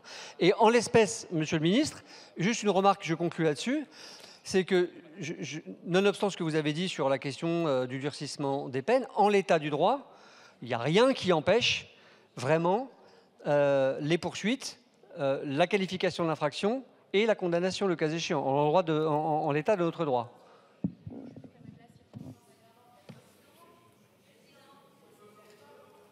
Allez-y, madame. Madame Borne. Oui, rapidement, effectivement. Pour répondre à M. Amirchaï, effectivement, la différence, c'est que là, d'après ce que vous dites, ça reste des délits. Or, l'intérêt, c'est de criminaliser, parce que l'intérêt à la sortie, c'est que les peines ne sont pas les mêmes. D'abord, le quantum est plus élevé, et puis c'est de la détention criminelle. Ce n'est pas des peines d'emprisonnement, ça change tout. Quant à la notion floue de cette définition, la chambre criminelle de la Cour de cassation fera ce qu'elle fait habituellement quand il y a une notion floue. Elle s'attellera à définir les contours de la nouvelle infraction. Donc effectivement, il n'y a pour nous aucune difficulté. Monsieur le garde des Sceaux, pas Monsieur Bernalici, on écoute le garde des Sceaux, s'il vous plaît. Allez-y. C'est une discussion très intéressante et quand on connaît le nombre d'années de prison qu'il y a derrière nos discussions, on peut s'en attarder quelques instants pour bien éclaircir la volonté du législateur. Je peux me permettre dire à Madame la députée que je peux partager le but. Et effectivement, j'ai un désaccord avec l'aile plus à gauche de l'hémicycle sur le fait que oui, la criminalisation est une bonne chose au sens, dans certains aspects de ce que font les individus en organisation criminelle pour alourdir les peines. Mais permettez-moi de dire à la députée, mais je pense que vous êtes vous-même pas très convaincu par votre argument, qu'il ne faut pas que le législateur laisse à la Cour de cassation le soin de définir ce que le législateur a souhaité. D'abord, c'est le contraire de l'argument que nous avons collectivement, me semble-t-il, de ne pas donner au juge le pouvoir de remplacer le législateur. Et deuxièmement, la loi pénale est d'application stricte et je crois que notre travail collectif, c'est d'essayer de la définir au maximum. Monsieur Amirchaï, je comprends, mais je crois que vous faites une confusion, me semble-t-il, et j'espère vous éclaircir. Il n'y aura pas d'addition des deux faits, des deux peines. Donc on ne sera pas contraire au principe important et essentiel que vous évoquez de notre droit. Il s'agit, en revanche, au-delà de votre confusion personnelle, me semble-t-il, du risque de confusion des infractions pour le magistrat. Et ça devrait alerter l'Assemblée que la personne que je suis soutient l'argument tout à l'heure de Madame Martin. Non, c'est quand vous dites des choses justes, Madame Martin, c'est vrai que c'est rare et du coup, je suis rarement d'accord avec vous. Mais ne voyez pas dans ma position. Ne voyez pas dans ma position une volonté d'être en opposition par principe. C'est que il y aura donc deux associations, deux infractions possibles utilisées par le magistrat. Et nous avons peur, nous, au ministère de la Justice, que la nouvelle chasse la précédente, comme la mauvaise monnaie chasse la bonne. Mais on ne pourra pas les cumuler. Et l'autre partie du texte qui crée une nouvelle infraction, qui est celle d'appartenance à une organisation mafieuse, narco-bandit, criminelle, elle est différente, parce que c'est une infraction nouvelle, un peu comme quelqu'un serait poursuivi pour plusieurs faits différents, mais elle nous paraît, même si elle est intéressante sur le principe, difficile à définir, parce que j'ai expliqué que ce n'est pas les mêmes codes italiens, alors que cette infraction n'existe qu'en Italie, et que, deuxièmement, du point de vue de notre droit, appartenir à une organisation criminelle sans rien avoir fait de criminel, ça paraît complexe pour le Conseil constitutionnel, me semble-t-il. Et il ne faut pas fragiliser. Imaginons que cette disposition passe, que le Conseil constitutionnel ne la retoque pas. Quand il y aura un jour une QPC sur une affaire criminelle extrêmement grave, nous n'aurons pas servi la justice. Non mais, on est d'accord. Mais c'est très important ce qu'on dit en ce moment. Nous n'aurons pas servi la justice à annuler des procédures parce que le magistrat aura pris une infraction qu'il considérera comme étant possible et puis ensuite le Conseil constitutionnel l'annulera. Donc je veux dire aussi au groupe du Rassemblement national que nous ne faisons pas toujours bonne œuvre. On va s'arrêter là pour cette discussion parce que j'espère vous avoir éclairé. Et je pense que monsieur le rapporteur apporte des réponses aux questions qu'on nous pose, même si j'imagine qu'en CMP, il faudra, si vos amendements sont adoptés, monsieur le rapporteur, encore aller plus loin et pourquoi pas au bout de notre conversation. Alors, je pense qu'on peut passer au vote. Je vous rappelle que c'est un... Allez-y, Madame Capdevielle, rapidement, puis on passe au vote. C'est un scrutin public. Ben oui, mais Madame Borne a répondu. Je souhaite également... Je remercie Monsieur le garde des Sceaux de toutes les explications qu'il a données. Je pense qu'à ce stade, il faut voter nos amendements de suppression. Pourquoi? Parce que, attention, quand on crée une nouvelle infraction, et vous venez de le dire vous-même, il faut en définir les contours. Qu'est-ce que vous voulez également, exactement? Vous dites que l'appartenance à une organisation criminelle serait une nouvelle infraction. J'avais donné l'exemple en commission des lois. Est-ce que j'ai un t-shirt sur lequel j'ai marqué je suis membre de la Calabraise, ou si j'ai marqué je sais pas, un tatouage par exemple, est-ce que c'est ça que vous voulez incriminer alors que je n'ai posé aucun acte positif, que je n'ai pas vendu de drogue, que je n'en ai pas acheté, que je n'ai rien fait? Mais est-ce que c'est ça? Parce que aujourd'hui, je n'ai toujours pas compris quel comportement vous voulez, quel nouveau comportement ou quelle partie de nos comportements vous voulez incriminer. Parce que de deux choses l'une, soit la personne qui appartient à une organisation criminelle commet des actes, elle vend, elle achète, elle transporte, etc., etc., et là, voilà, et ça, c'est couvert par la loi. Soit ce que vous voulez créer, c'est tellement flou, et vous-même, vous ne savez tellement pas ce que c'est qu'on ne peut pas le faire à ce stade. Et là, vraiment, ce n'est absolument pas sérieux. C'est la raison pour laquelle, moi, j'appelle tous nos collègues à voter pour les amendements de suppression. Et là, on va gagner du temps, Monsieur le Président. On va finir à l'heure. Ah non, mais moi, je suis neutre. Hein. Ah non, mais vraiment. On finira pas à l'heure, là. Vraiment, non, mais j'ai perdu tout espoir. Et d'ailleurs, les incertitudes de Monsieur le garde des Sceaux nous démontrent... Monsieur le garde des Sceaux vient de dire que le droit pénal est d'interprétation stricte. On n'écrit pas comme ça, on ne bricole pas l'écriture d'une nouvelle infraction. On l'écrit sérieusement. Alors, j'ai monsieur le rapporteur qui a demandé la parole, monsieur Pauget. Madame Capdevielle,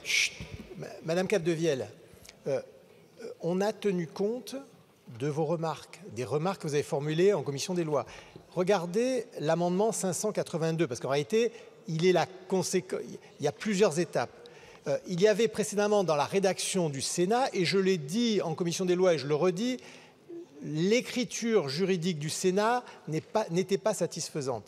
Eux, ils proposaient l'appartenance à une organisation criminelle. On l'a supprimé.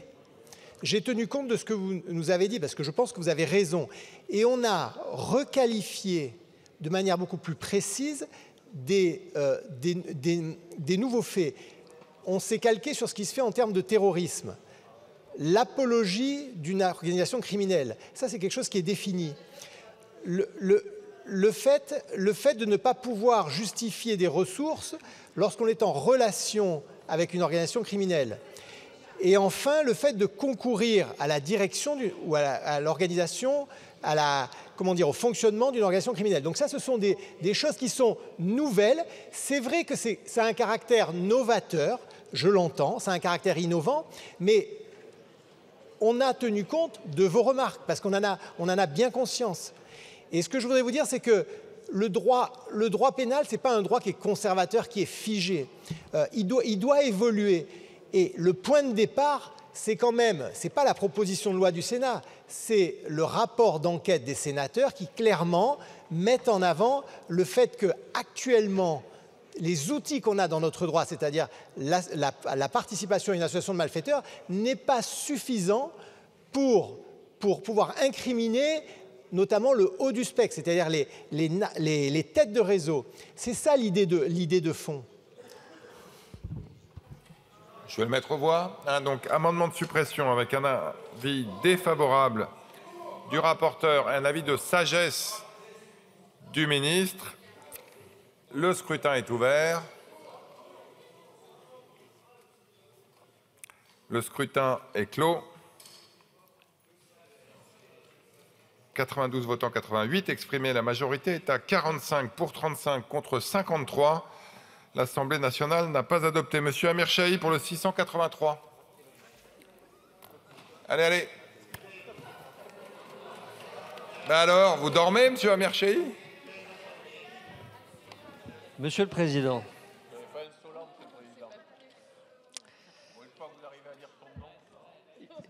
Je m'entraîne, monsieur Rousseau. Allez-y, monsieur le député. Mais Monsieur le Président, il est défendu. Et avec brio, monsieur le rapporteur. Défavorable. Monsieur le garde des Sceaux. C'est donc un scrutin public. Alors, non mais je vais arrêter à minuit, c'est bon. Non mais Madame la Présidente Panot avait déjà levé le règlement, je m'attendais un peu. Je peux terminer l'amendement? Oui. Monsieur Léaumont, alors. Oui, pardon. J'ai vraiment vraie question parce qu'il y a quelque chose qui m'a un peu interpellé. Vous avez dit, on s'est basé sur le délit d'apologie du terrorisme pour construire cette nouvelle qualification pénale. Excusez-moi, mais ça m'inquiète beaucoup. Parce que quand je vois qui entre désormais dans la qualification d'apologie du terrorisme, je suis très inquiet. Parce que là, vous frappez des opposants politiques avec ces mesures-là. Donc, petit 1, ça m'inquiète beaucoup. Petit 2, j'ai oublié mon petit 2. Je sais que j'ai un... Oui, voilà, merci. C'est M. Bernalicis qui m'avait donné l'argumentaire. Petit 2, question comme ça. Moi, par exemple, dans mon rapport, j'ai défendu la légalisation du cannabis.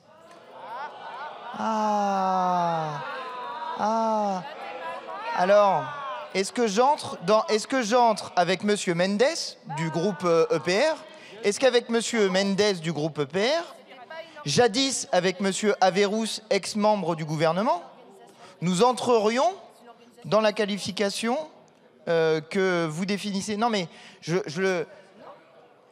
Attends, si vous voulez, j'ai du répondant en face et j'ai du répondant derrière. Donc à un moment donné, c'est un petit peu compliqué à 23h55 d'argumenter. Non, mais je m'inquiète quand même quand on crée des qualifications dans le code pénal comme celle-ci. Collègues, vraiment, je vous invite à bien mesurer ce qu'on est en train de faire parce qu'il y a des difficultés qui peuvent être... Réfléchissez juste à l'idée que vous ne serez pas toujours au pouvoir. C'est un scrutin public. Vous avez regagné vos places avec un avis défavorable du rapporteur et du gouvernement. Le scrutin est ouvert. Le scrutin est clos. 89 votants, 88 exprimés. La majorité est à 45 pour 35 contre 53. L'Assemblée nationale n'a pas adopté. Le 927 n'est pas défendu. Le 192, Madame Capdevielle. Défendu, mais en fait, bon, on n'aura peut-être pas le temps de discuter l'amendement de M. Pauget que je viens de regarder, mais il ne répond pas du tout à nos préoccupations. J'imagine la tête d'un juge quand il va devoir juger quelqu'un qui est en relation habituelle avec une organisation criminelle. Eh bien, vous allez sûrement nous expliquer ce que ça veut dire d'être en relation habituelle. Si c'est aller faire le ménage chez cette personne, si c'est lui porter à manger, si c'est... Je sais pas, je ne sais pas ce que c'est être en relation. Moi, je suis en relation habituelle avec tous mes collègues ici. Enfin, je sais pas.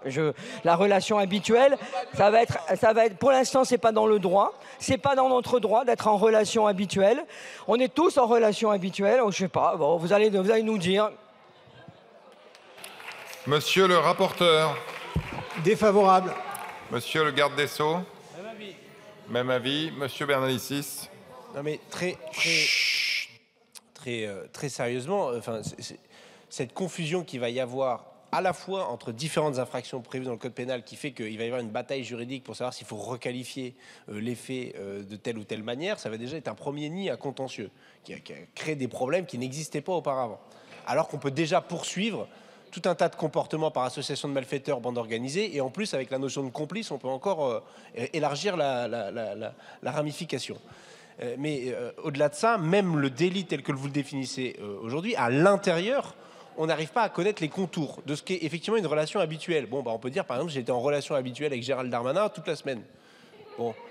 Si je commets une infraction, est-ce que ça fait de lui, en bande organisée avec mes amis, qui sont une organisation criminelle, évidemment, comme vous le savez, en bande... Oh, pas désorganisé. Hier, on a voté en file indienne, ça s'est bien passé. Mais est-ce que ça fait de lui, par capillarité, par extension, un participant à notre organisation criminelle?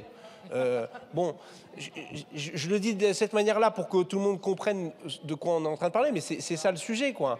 Et puis, donc on a ce problème de qualification juridique qui va à la fin faire en sorte qu'on risque, effectivement, comme le disait le garde des Sceaux, fait qu'à la fin, on va poursuivre des personnes sur cette base-là, et puis la Cour de cassation, à la fin, parce qu'on n'aura pas assez défini les choses, si tant est que le Conseil constitutionnel l'accepte en tant que tel, va dire « Ah bah ouais, non, mais c'était pas ça la relation habituelle ».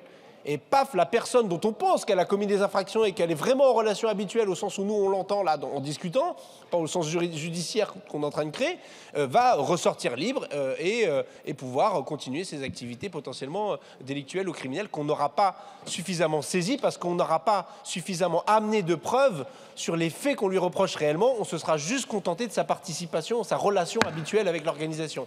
J'espère avoir été suffisamment clair pour me faire... En tout cas, vous avez été parfaitement timé à 2 minutes, donc je vais le mettre aux voix. Avec un double avis défavorable. Qui vote pour? Qui vote contre? Il n'est pas adopté. Prochaine séance, lundi 24 mars à 15 h, suite de la proposition de loi visant à sortir la France du piège du narcotrafic et de la proposition de loi organique fixant le statut du procureur de la République nationale anticriminalité organisée. La séance est levée.